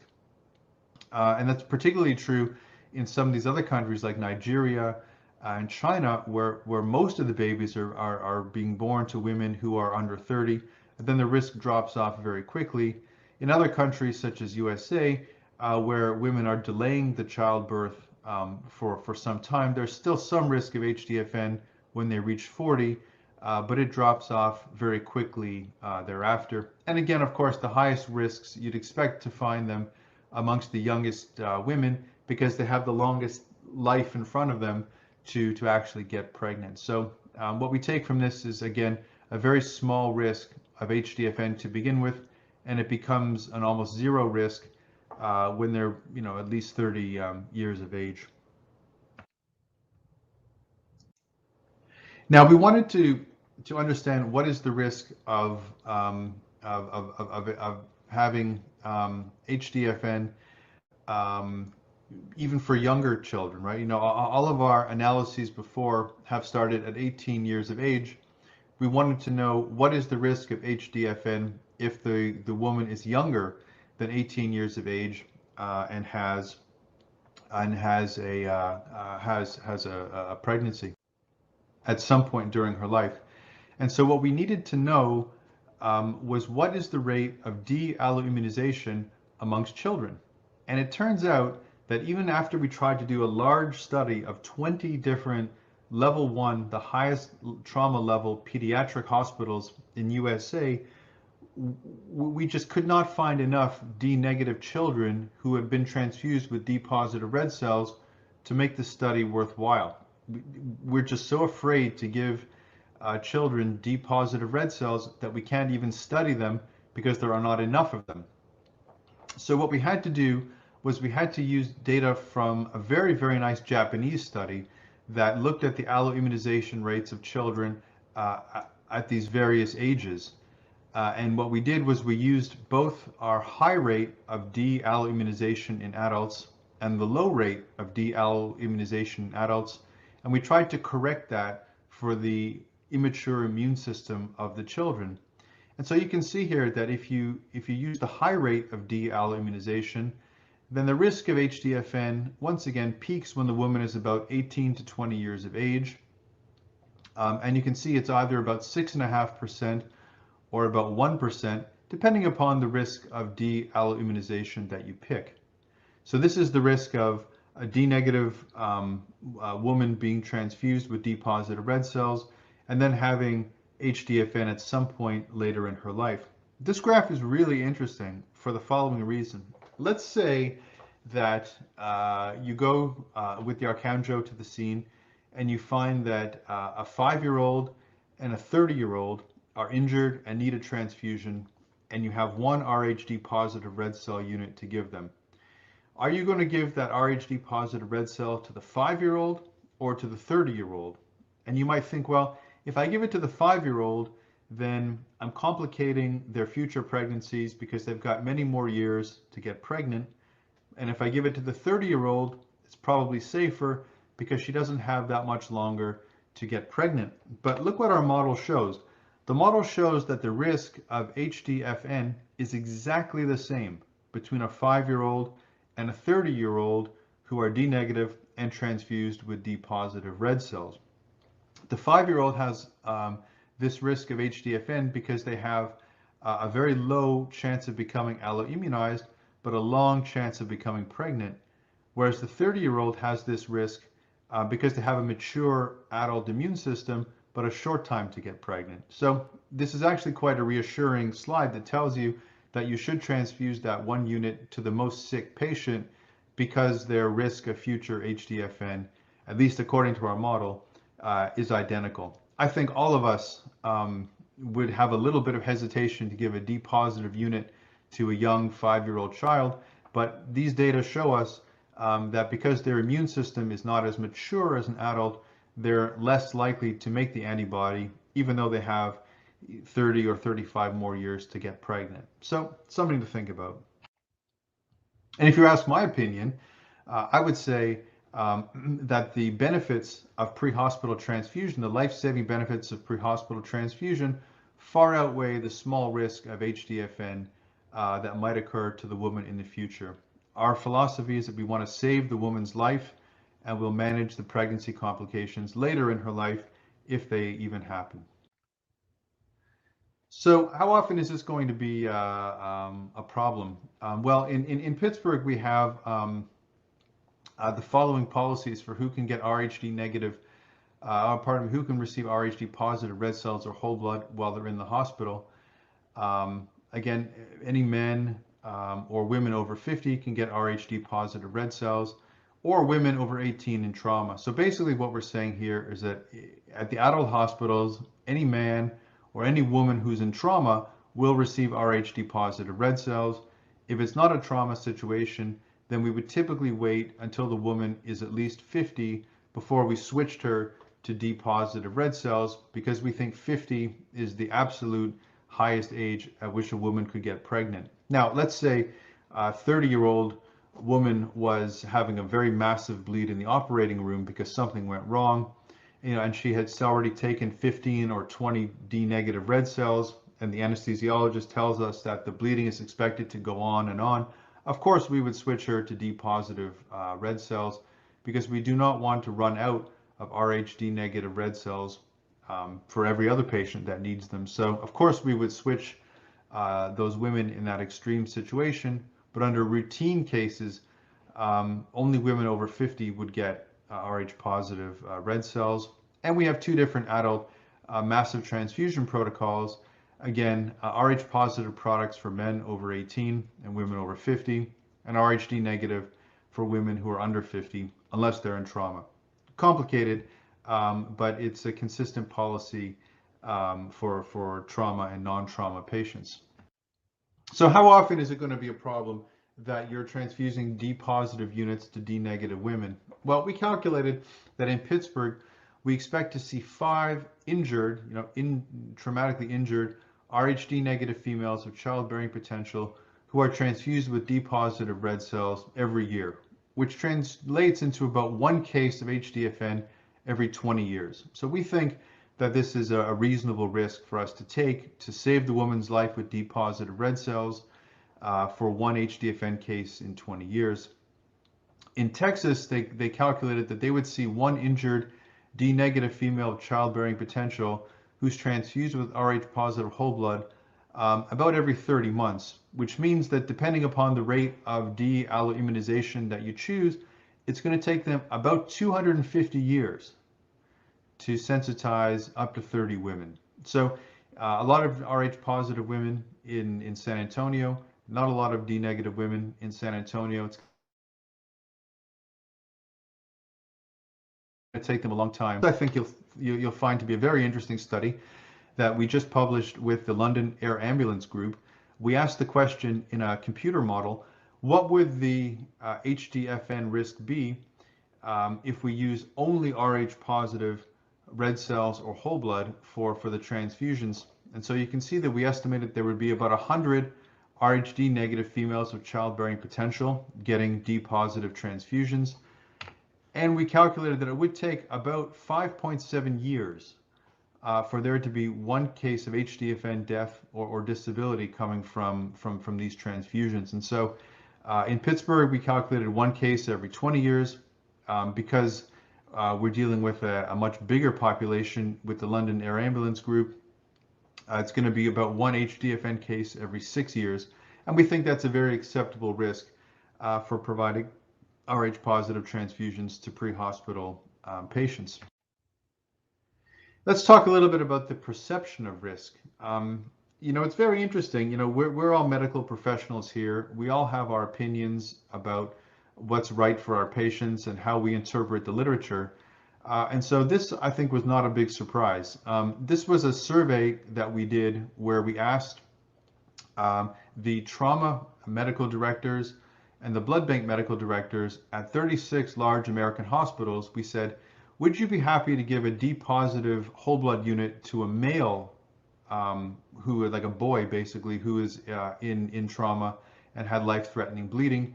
And you can see that, sure, 80% of the transfusion doctors and 72% of the trauma doctors were very happy to give boys Rhd positive whole blood, even if it meant that they could make the antibody. And we said, well, what about girls? Would you give girls Rhd positive whole blood in the setting of a trial if they were bleeding? And very few, 20% and 40% of the directors were going to give girls Rh positive whole blood. Again, that idea that Rh positive transfusion to an Rh negative girl immediately equals fetal death, it's very pervasive. It's in our psyche. And so we're very reluctant as medical professionals who understand risk to do this. On the other hand, we should also understand the literature. So we thought it was very interesting to then survey some people who are not medical professionals. And so we asked members of the University of Alabama Department of Surgery and School of Nursing. So just to correct myself, they are, of course, medical professionals. But in this case, we were asking them to respond about their own feelings. Like, we asked them if you would be willing to accept an Rh positive transfusion, given that it could cause some future harm to your future babies. And so we had a small response rate, but still the data, I think, are very interesting. Again, women responding on behalf of themselves and males responding on behalf of a theoretical female partner said, of course, they would take a transfusion to save their life, even if it could harm future pregnancies, 87% and 89%. And when we showed a decreasing risk of transfusion, you can see again that most patients were willing to accept that risk of fetal harm if it would save their own life. And so the critique of this study is that these, of course, are not regular people. These people have some knowledge about HDFN and benefits of transfusion.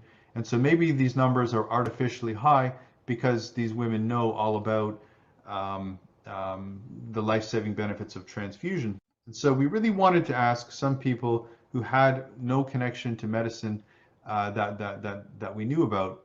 So we found about 309 women who are more than 18 years old from the general public in another state in the US. And we basically asked them this question. We said, look, research has shown that giving blood to a woman can can increase their chance of living by about 20%. But if the blood type is different than the baby's, there's that 0.3 to 4% increased risk of HDFN that we talked about. So we asked the question, if you're going to have a certain percentage of injury that could be reduced by giving a transfusion, even if it would lead to future fetal harm, would you take that risk? And the answer is really, really interesting. So you can see here when there's a 10% reduction in maternal mortality, so 10% higher chance of living for the mom, you can see almost everyone took the transfusion. Even when that risk was reduced to 8%, most women would still take that transfusion if it gave them an 8% increased chance of living.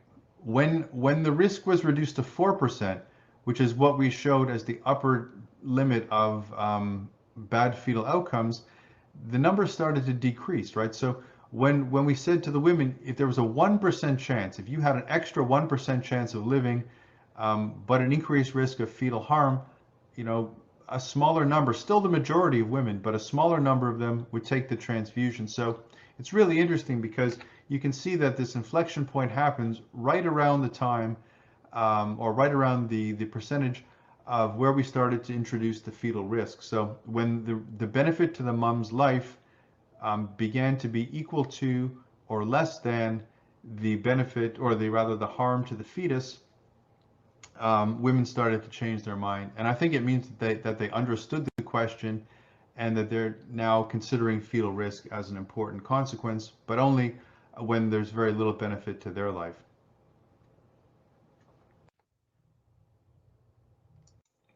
Really quickly, just I want to show you two more slides here that show the same thing. So what happens when a woman gets to the hospital? So you've transfused her with D positive red cells or whole blood, and now she's at the hospital. Should we continue to give her D positive whole blood because she's already been exposed to the antigen, or should we switch her to D negative to try and prevent her from making the antibody?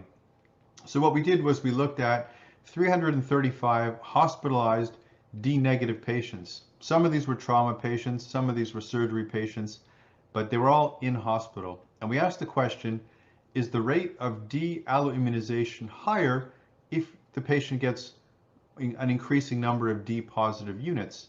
So here you can see that the rate of D alloimmunization to 1 unit is about 30%, but the alloimmunization rate does not significantly increase with the increasing number of D positive units. And that makes a lot of sense because there's about 30 grams of Rh protein in the unit of red cells that you're giving. That's a lot of Rh protein. And so the immune system is going to get a big load of Rh protein after that first transfusion. And either the immune system is going to respond in about 30% of cases by making the antibody, or it's not. So even if patients get more than 20 units, their rate in this study of making anti-D was the same as getting 1 unit. And then we extrapolated this, or pardon me, we did a separate study where we included only trauma patients from 4 institutions. And again, we saw the same thing. The rate of D alloimmunization did not significantly increase as the number of transfusions increased. And so what this means for us in Pittsburgh is that if a woman has been transfused with D positive red cells, we do not switch her to Rh negative. We keep her on D positive red cells for the rest of that admission, thereby saving the Rh negative red cells for other patients who really need it. And so in conclusion, we saw last time the pre-hospital transfusion clearly saves lives. And if you have Rh negative red cells and whole blood, then by all means use them. It's the safest product to give. But of course, I hope that I've convinced you that if you do not have Rh negative products, if all you have is Rh positive, then you should use that. You should absolutely use those units because the pre-hospital transfusion is so important, and because even in the worst case where the woman does develop HDFN, it's a manageable disease. And so our first line of thinking should be to save the mother's life or the future's mother's life. That's the most important thing that we can do, and we can manage the other complications of her pregnancy when and if they happen. And so again, obrigado for inviting me again. It's such a great pleasure to be among friends and talking about transfusion. And so I would be happy to take any pergunta that you might have right now. Thank you again very much.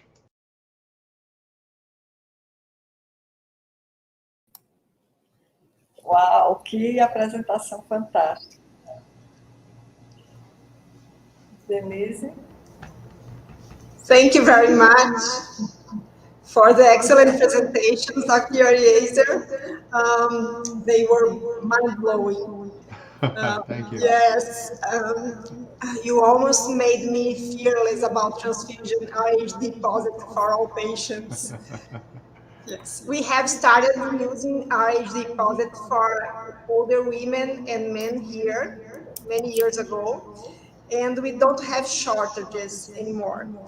But we are now planning to implement whole blood transfusion, and RHD pose an additional challenge. So we are thinking about how can we manage to transfuse women without worrying about RHD. So it's very important, and I think we have to maybe start looking at a different way, and you did this for us today. Thank you very much. Dr. Eliezer, então, está aqui para ouvir as perguntas. Eu estava agradecendo, falando que a gente começou já um programa de transfusão de RH positivo, de transfusão de emergência para mulheres mais velhas, acima de 50 anos, e para homens, já há alguns anos aqui no Ceará, e a gente não tem muita dificuldade com RHD negativo, porque a gente conseguiu poupar esses hemocomponentes. Mas estamos organizando para começar a transfusão de sangue total, e a mulher para a gente é um desafio enorme, né? Porque a gente vai ter que fazer sangue total também do RH negativo. Então, a gente tem muitas perguntas, we have a lot of questions, Dr. Eliezer. So, Dr. Luiz Amorim, pode ficar à vontade. Obrigado, Denise. Thank you again, Mark, for this wonderful and very comprehensive overview about pre-hospital transfusion and transfusion of Rh positive blood. So we are now open for questions, and you have some questions. And please feel free to ask your question in Portuguese or in English. We will translate it if you ask questions in Portuguese. Se vocês quiserem fazer perguntas em português, podem fazer em português, preferir em inglês, tanto faz. A gente vai traduzir, assim como vamos traduzir as respostas do professor Marqueser. E a gente vai começar com algumas perguntas que já foram feitas pela audiência.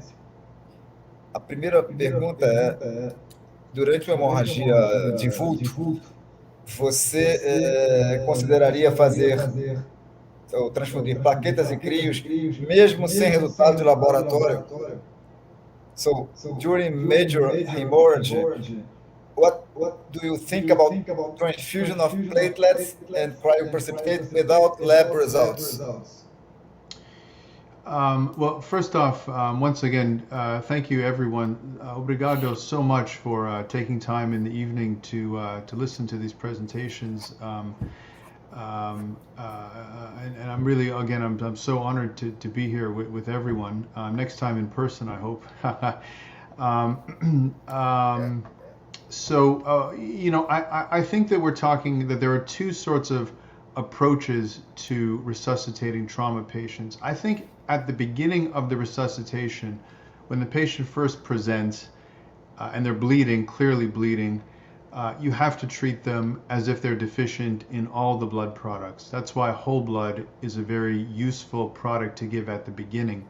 But I think very quickly you should be getting laboratory tests if you have thromboelastogram, even regular laboratory testing like platelet count or fibrinogen concentration. And then you can provide a more patient-centered or more specific resuscitation to the patient.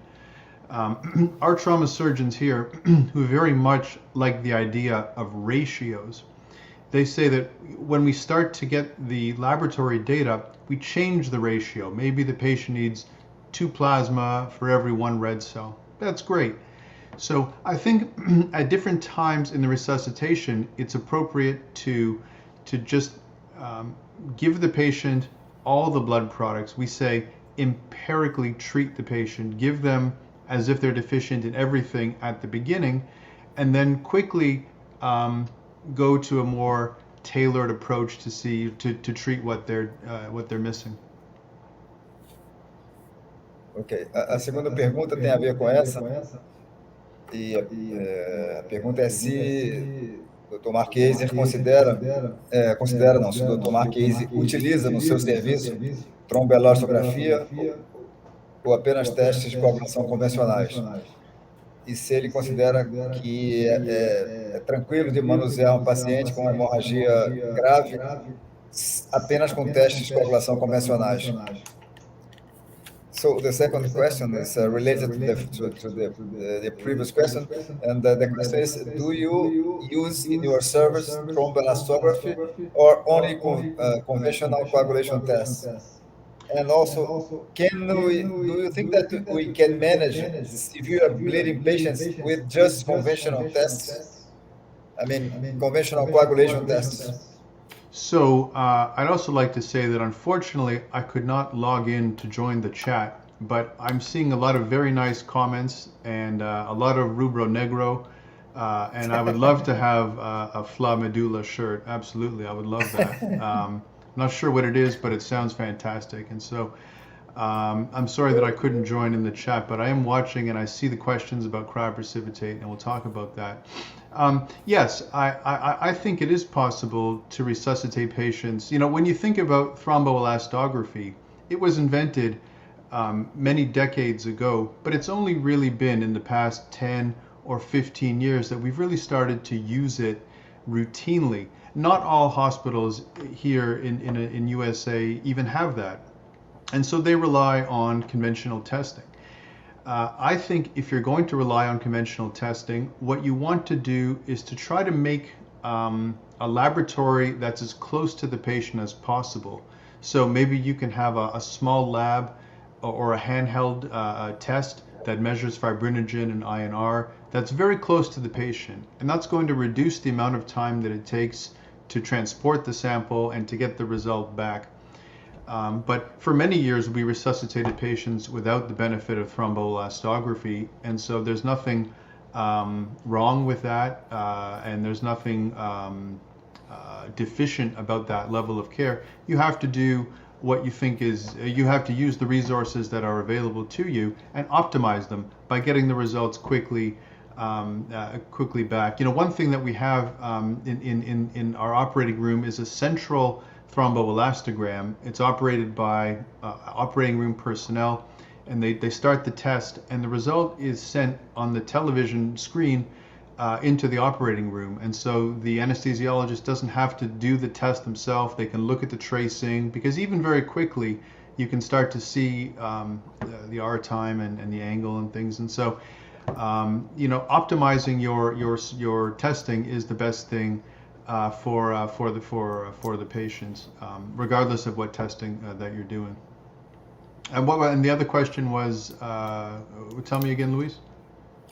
The other question that can we manage severe bleeding patients with just conventional tests?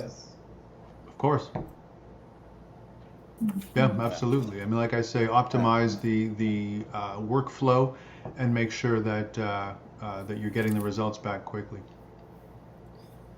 A outra pergunta é se, em caso de deficiência de fibrinogênio, você transfundiria crio precipitado ou concentrado de fibrinogênio.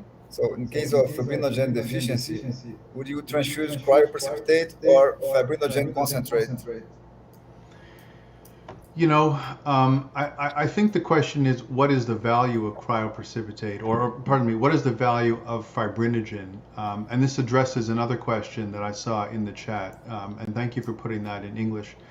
You know, there was a large randomized trial in the United Kingdom called the Cryostat 2 study that just finished, and the results have not been published, but the people talk, and apparently the results of that study is that there is not a benefit of providing fibrinogen early in the massive resuscitation program. Like that study did not find a benefit. But I think that we have to see the study, we have to read it, and we have to analyze the details before we can say for sure a high level of fibrinogen is not an important factor. You know, this is very much like the refill study, where if you just look at the headline, you could walk away and think that transfusions don't help patients, but when you read the study in more detail, you see that there are benefits. And so I think that very soon we'll have some very good information about the role of fibrinogen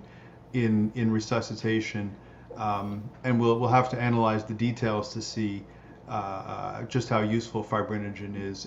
But in terms of cryoprecipitate or fibrinogen concentrate, I think they're equivalent.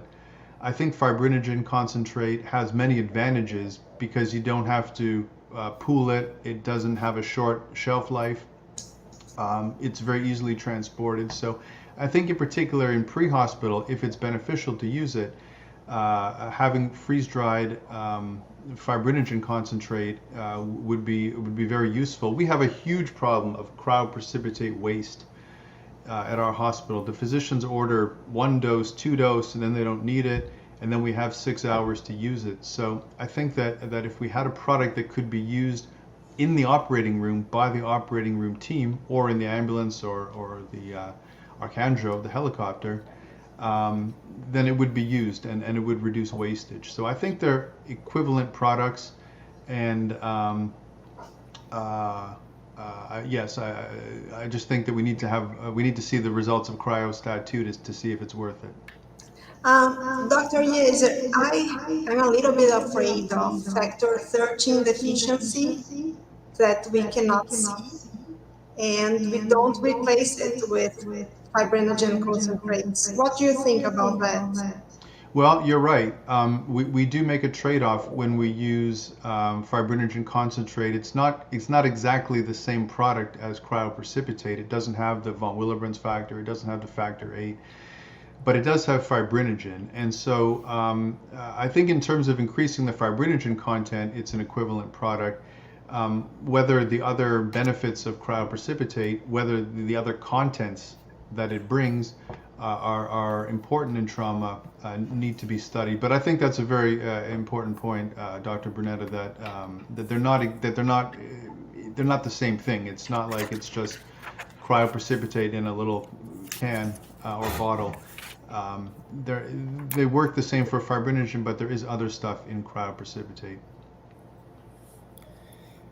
Well, temos mais algumas perguntas, but before moving to the next question, só queria pedir a pessoa do Flamedula, and Mark, Flamedula means bone marrow fla, but maybe this person, Flamedula, could explain in Portuguese or in English what is Flamedula exactly. They will send a t-shirt to you. You know, I thought medulla sounded like medulla oblongata in the brain or in the bone marrow, but I thought I would just say it, that it would be great to have that. And like I say, I would right now give my ankle to Bruno Enrique, and maybe he in return could give me some bone marrow, that's a fair deal. Gabigol can have my groin. That's all good. Ok, so next question, a pergunta da Cláudia Monteiro é: quais são os cuidados com armazenamento dos hemocomponentes na transfusão pré-hospitalar? So the question is, what are the requirements for blood components or whole blood storage in the set of pre-hospital transfusion? Well, it's the same as you would store them anywhere else that's not in the blood bank. So when you take the blood out of the blood bank and maybe it goes and sits in a cooling device in the operating room, it has to be stored between 1 to 6 degrees Celsius. And that is the same conditions that we use when we transport pre-hospital blood products, 1 to 6 degrees Celsius. That's the air temperature that has to be around the blood products. And it's extremely important to remember that just like the way you would cool your beer in the beer cooler, you put the ice on top of the blood product, not the other way around.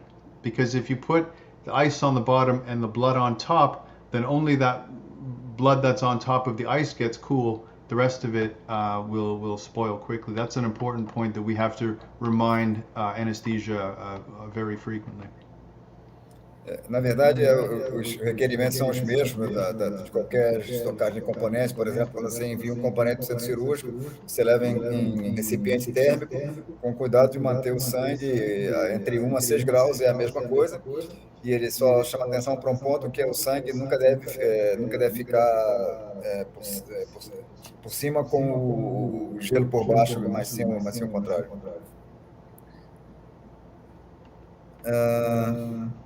Próxima pergunta também da Cláudia Monteiro. Ela queria perguntar o que seria melhor, sangue total ou concentrado de hemácia mais plasma, no contexto da transfusão pré-hospitalar.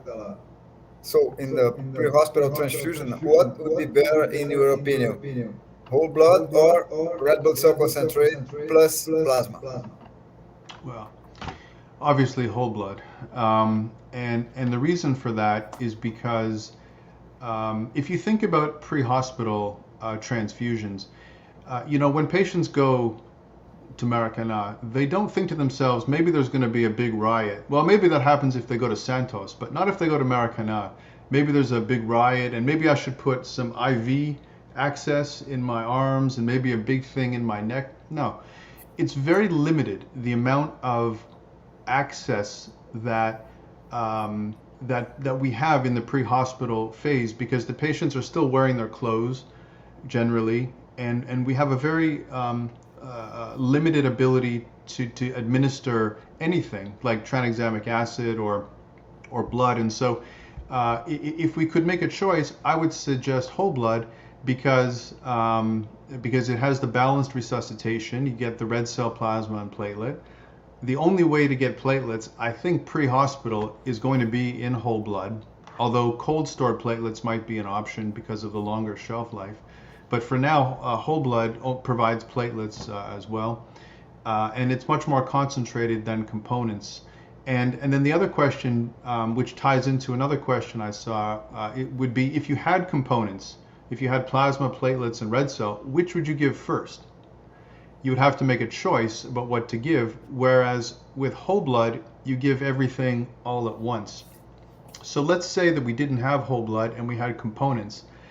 The evidence shows that plasma is life-saving, right? The evidence from the PAMPER study was that giving plasma in particular is very effective in saving lives, in particular to patients with brain injury.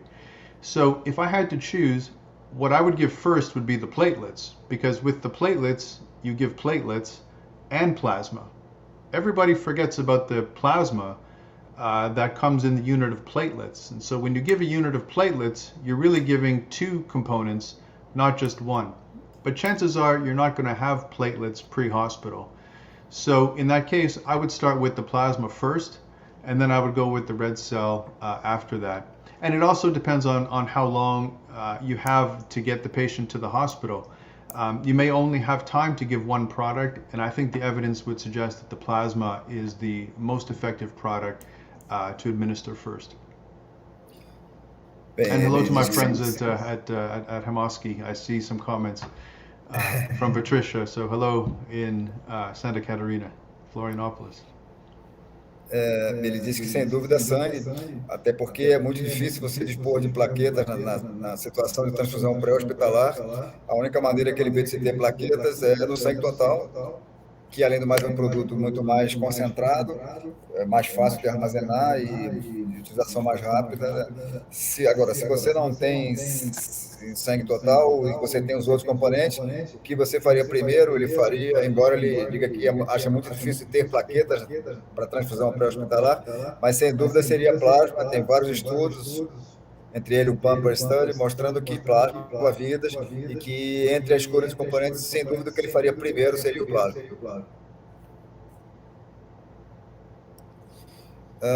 Outra pergunta, Nádia Teixeira, qual é o maior desafio que você encontrou na implantação da transfusão pré-hospitalar? So the question is, what's the greatest challenge that you have to circumvent for implementation of pre-hospital transfusion? Well, I'll be honest with you. In Pittsburgh, the biggest problem we have is that the law says that a physician has to be on the scene, like standing there looking at the patient, in order to begin the transfusion. It's not permitted for a paramedic to begin a transfusion, even if a physician is on the phone or on the radio. And so we're working now to try and change the way that paramedics can practice and the law in Pennsylvania to allow transfusions to be started by paramedics. Other problems that some centers have is that blood centers are sometimes they don't want to give products for the pre-hospital transfusion because sometimes those products don't get used, sometimes they get wasted, or the blood center might be concerned about not storing it properly or not having full control of it. And in that case, I think that we need to have a discussion with those blood centers and remind them about the importance of pre-hospital transfusion and having very clear-cut protocols for how to handle the blood products so that the patient gets the safest possible transfusion. Other problems include very simple things like, where do you put a cooler of blood in an air ambulance? There is not a lot of room in an air ambulance, and so if you have a big thing that you take down to the Copacabana, and you have all the red cells in there, maybe that's not going to fit. There are smaller boxes you can use.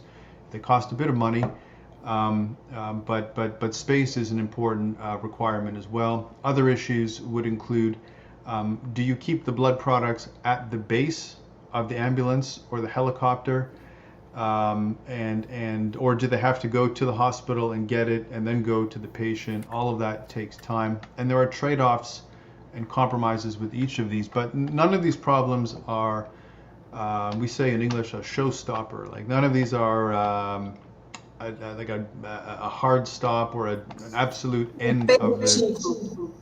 Thank you. So none of those are what was just said there, and so all of those things can be overcome. And if you're having issues, I would be so pleased to help suggest any solutions that you might need. So please be in touch for sure. And if you want this in Portuguese, my friends at Hemosky and Hemorrio are really on the cutting edge of pre-hospital blood transfusion. And I don't mean this as an insult. That's definitely not what I mean to everyone else, but I'm saying that what's going on in Florianópolis and in Rio is showing you that pre-hospital transfusion is possible. I just had an email or a text telling me that the state legislature of Santa Catarina honored the air ambulance, the Arcanjo service of Florianópolis for their life-saving 22 patient transfusions pre-hospital. And I know in Rio, we just met with the health ministry to plan a pre-hospital whole blood program. So this is not things that only happen in USA and Norway and Israel. This happens in your backyard, and so it's very much something that can be done. Basicamente, depois vocês me ajudam, Luciana e Denise, que foi longa a resposta, que existem algumas dificuldades, é claro, o contexto é um pouco diferente, os paramédicos não estão autorizados, tem que ter um médico na questão da transfusão pré-hospitalar. Outra discussão é quanto ao local em que o sangue é guardado, ele deve ficar na base do transporte pré-hospitalar, da ambulância que vai atender o paciente na rua, ou você bota em outro, ou no hemocentro, e um carro passa para pegar.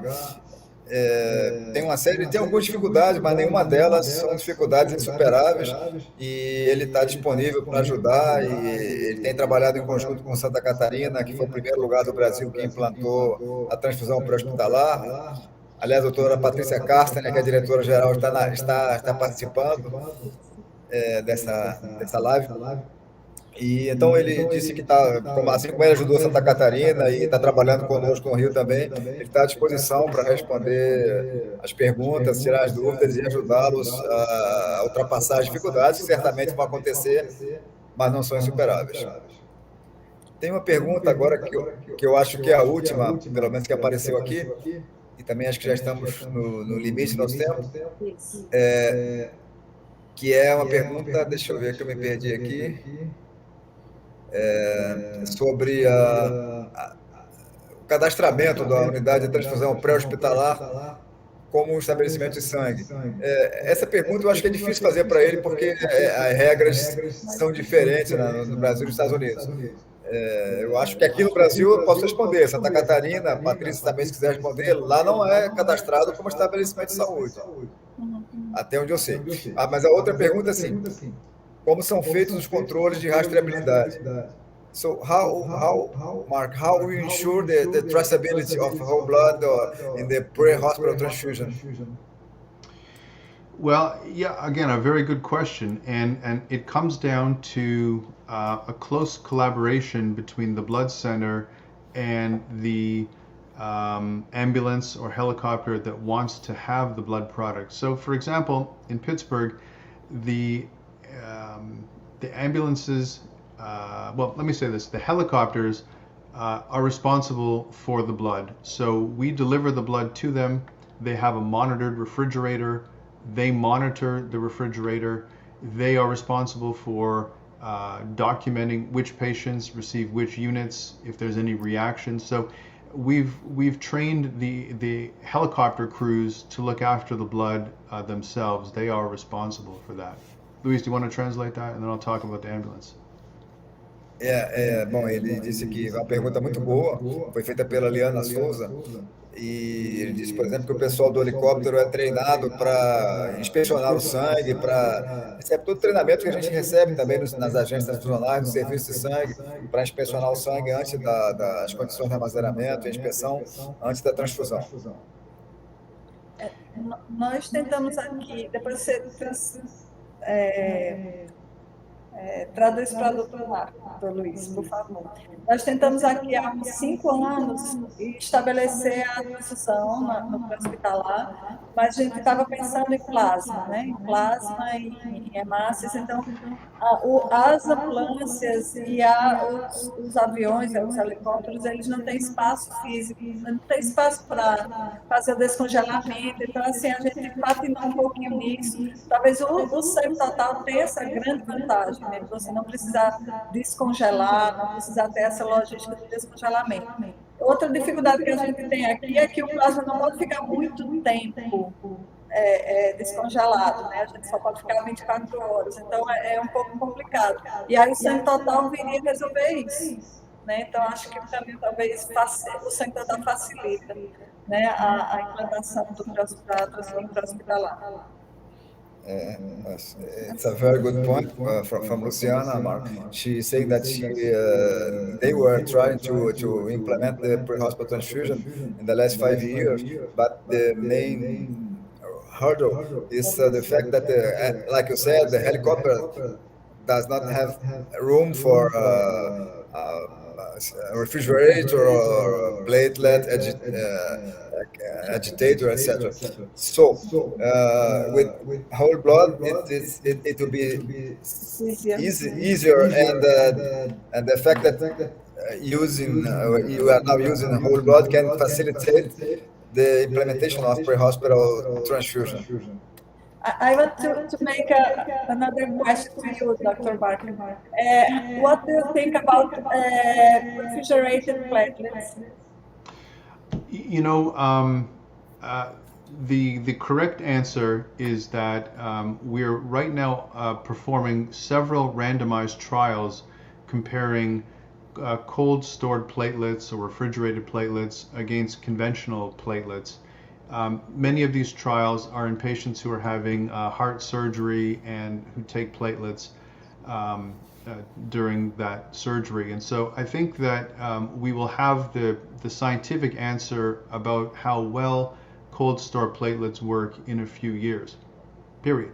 Now, if you really ask me, I would say every single test that we do on the platelets, the in vitro testing that we do, the cold store platelets perform so much better than the room temperature platelets. And it's true that none of these tests correlate to stopping bleeding in patients. You know, platelet aggregometry was never meant to predict bleeding or stopping a bleeding. You know, clot thickness and clot firmness, it's not been shown to correlate. But how can you think that a platelet product that is so much better in the laboratory testing would not be better in a patient? And I think we're starting to see some evidence for this. For example, there is some evidence that patients who receive whole blood, cold stored whole blood, which of course has cold platelets in it, tend to receive fewer red cells and plasma transfusions than patients who are transfused with warm platelets. This is a small literature with a small number of patients, and it hasn't been studied carefully, but we're seeing a signal that patients who receive whole blood need fewer components later. And I wonder if that's because they're receiving cold stored platelets. And so without having the randomized data, I can't tell you for sure that they're going to be fantastic, but I think that based on our experience and the laboratory testing, I'm really encouraged about cold stored platelets. I would not hesitate to use them in a bleeding patient. I would definitely not use them in an oncology patient who needs platelets to survive for days or weeks, but for somebody who needs quick hemostasis, you know, the 36 hours that cold store platelets circulate is a lifetime. You know, if you live for 36 hours after your trauma, you're not going to die of bleeding, you're going to die of something else. And so those platelets did their job. Ok, thank you. Eu acho que a gente já esgotou, né, Dr. Luiz? I want to thank you, Dr. Mark, a lot for being with us tonight. And it was very, I'm not good, so good in English, but foi muito melhor. It was much better than I hoped. Great. Well, thank you again so much for organizing this. And I want to bring you here to Palestra to know Castelão.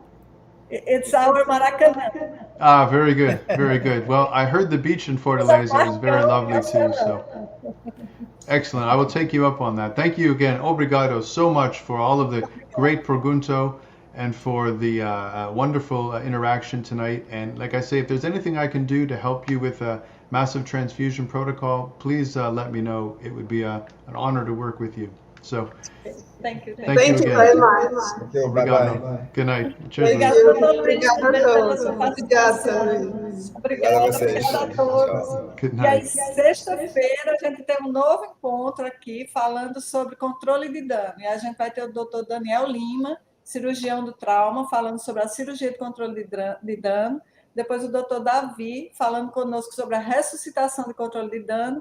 E a doutora Luani Mesquita, falando com a gente sobre a tromboelastometria, como é que a gente lida com o paciente que está sangrando pelos parâmetros, né? O que é que a tromboelastometria faz de diferente nessa situação de sangramento grave. Então, eu estou, assim, maravilhada, contempladíssima com tudo que aconteceu hoje, e eu queria agradecer a todos a presença, e você também, Denise, fica à vontade para agradecer para a gente encerrar o dia de hoje. Foi realmente fantástico. Na verdade, hoje foi um dia que a gente sonhou há bastante tempo, né, Luciana?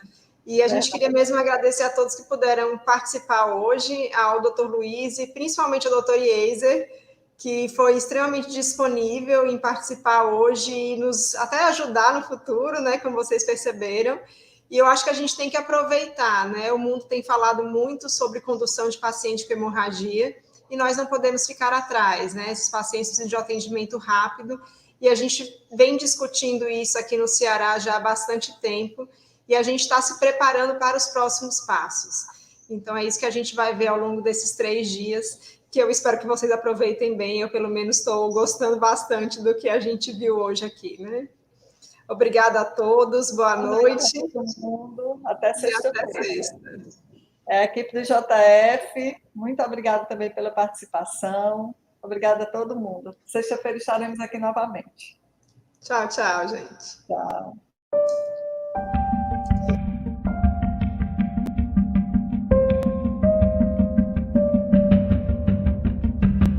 Transfusions are so ingrained in clinical practice that in many clinical situations, a significant number are given to alleviate physicians' discomfort rather than care for the patient's needs.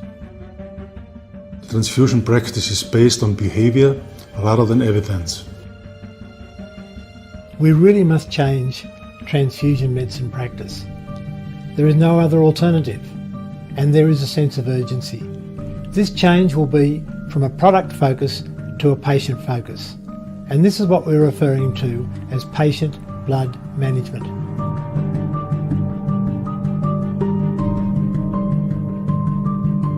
In 2006, Tinmouth and colleagues analysed the association between red blood cell transfusions and increased mortality and morbidity in the critically ill. They wrote, "We have witnessed a dramatic paradigm shift whereby red blood cell transfusions, once regarded as one of the great advances in modern medicine, are now considered harmful in some clinical situations." In 42 of the 45 studies that Marek and Corwin reviewed in 2008, they found the risk of red cell transfusion outweighed the benefits. The risk was neutral in 2 studies, and the benefits outweighed the risks in only a subgroup of 1 study. They concluded, "Our analysis suggests that in adult, intensive care unit, trauma and surgical patients, red blood cell transfusions are associated with increased morbidity and mortality, and therefore current transfusion practices may require re-evaluation." In 2009, the first International Consensus Conference on Transfusion Outcomes considered the benefits of transfusions across a total of 495 studies. The findings indicated that in 59% of clinical scenarios, transfusions were not beneficial at all. In 29% of the cases, it was uncertain whether these transfusions were beneficial. It was only in 12% of this population that transfusions were deemed to be helpful.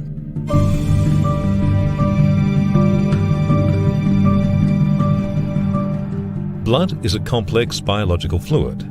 A great deal of work has been done to understand the multiple biochemical and biomechanical changes that take place once it is removed from its host and stored. However, the possible clinical implications of transfusing this stored biological product are only beginning to be better understood.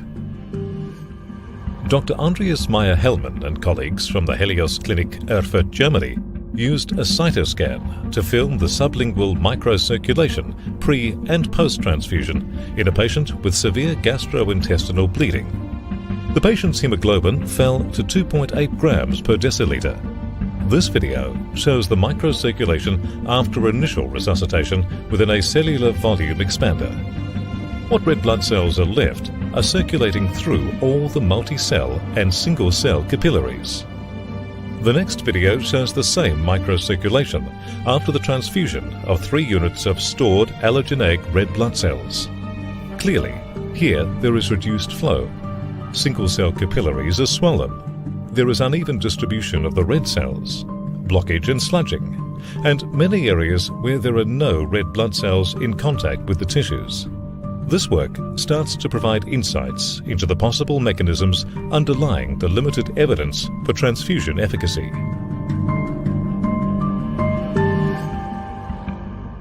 As clinicians, we have learned 3 key lessons. First, even the most profound anemia can be sustainably and quickly corrected without utilizing allogeneic blood products. Second, perioperative blood loss, even in complex procedures, can be significantly reduced. And third, post-operative treatment of asymptomatic anemia should be applied universally to sufficiently restore the patient's endogenous red cell volume.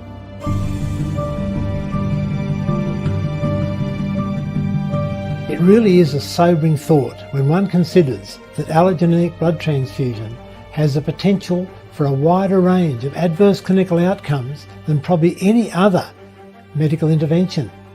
After considering all available evidence on transfusion and outcome, we are left with the conclusion that transfusion is a major multiplier of morbidity and mortality. Maintaining the status quo, as we see in transfusion practice today, would just not be accepted or tolerated in any other field of medicine in the context of current safety and quality standards.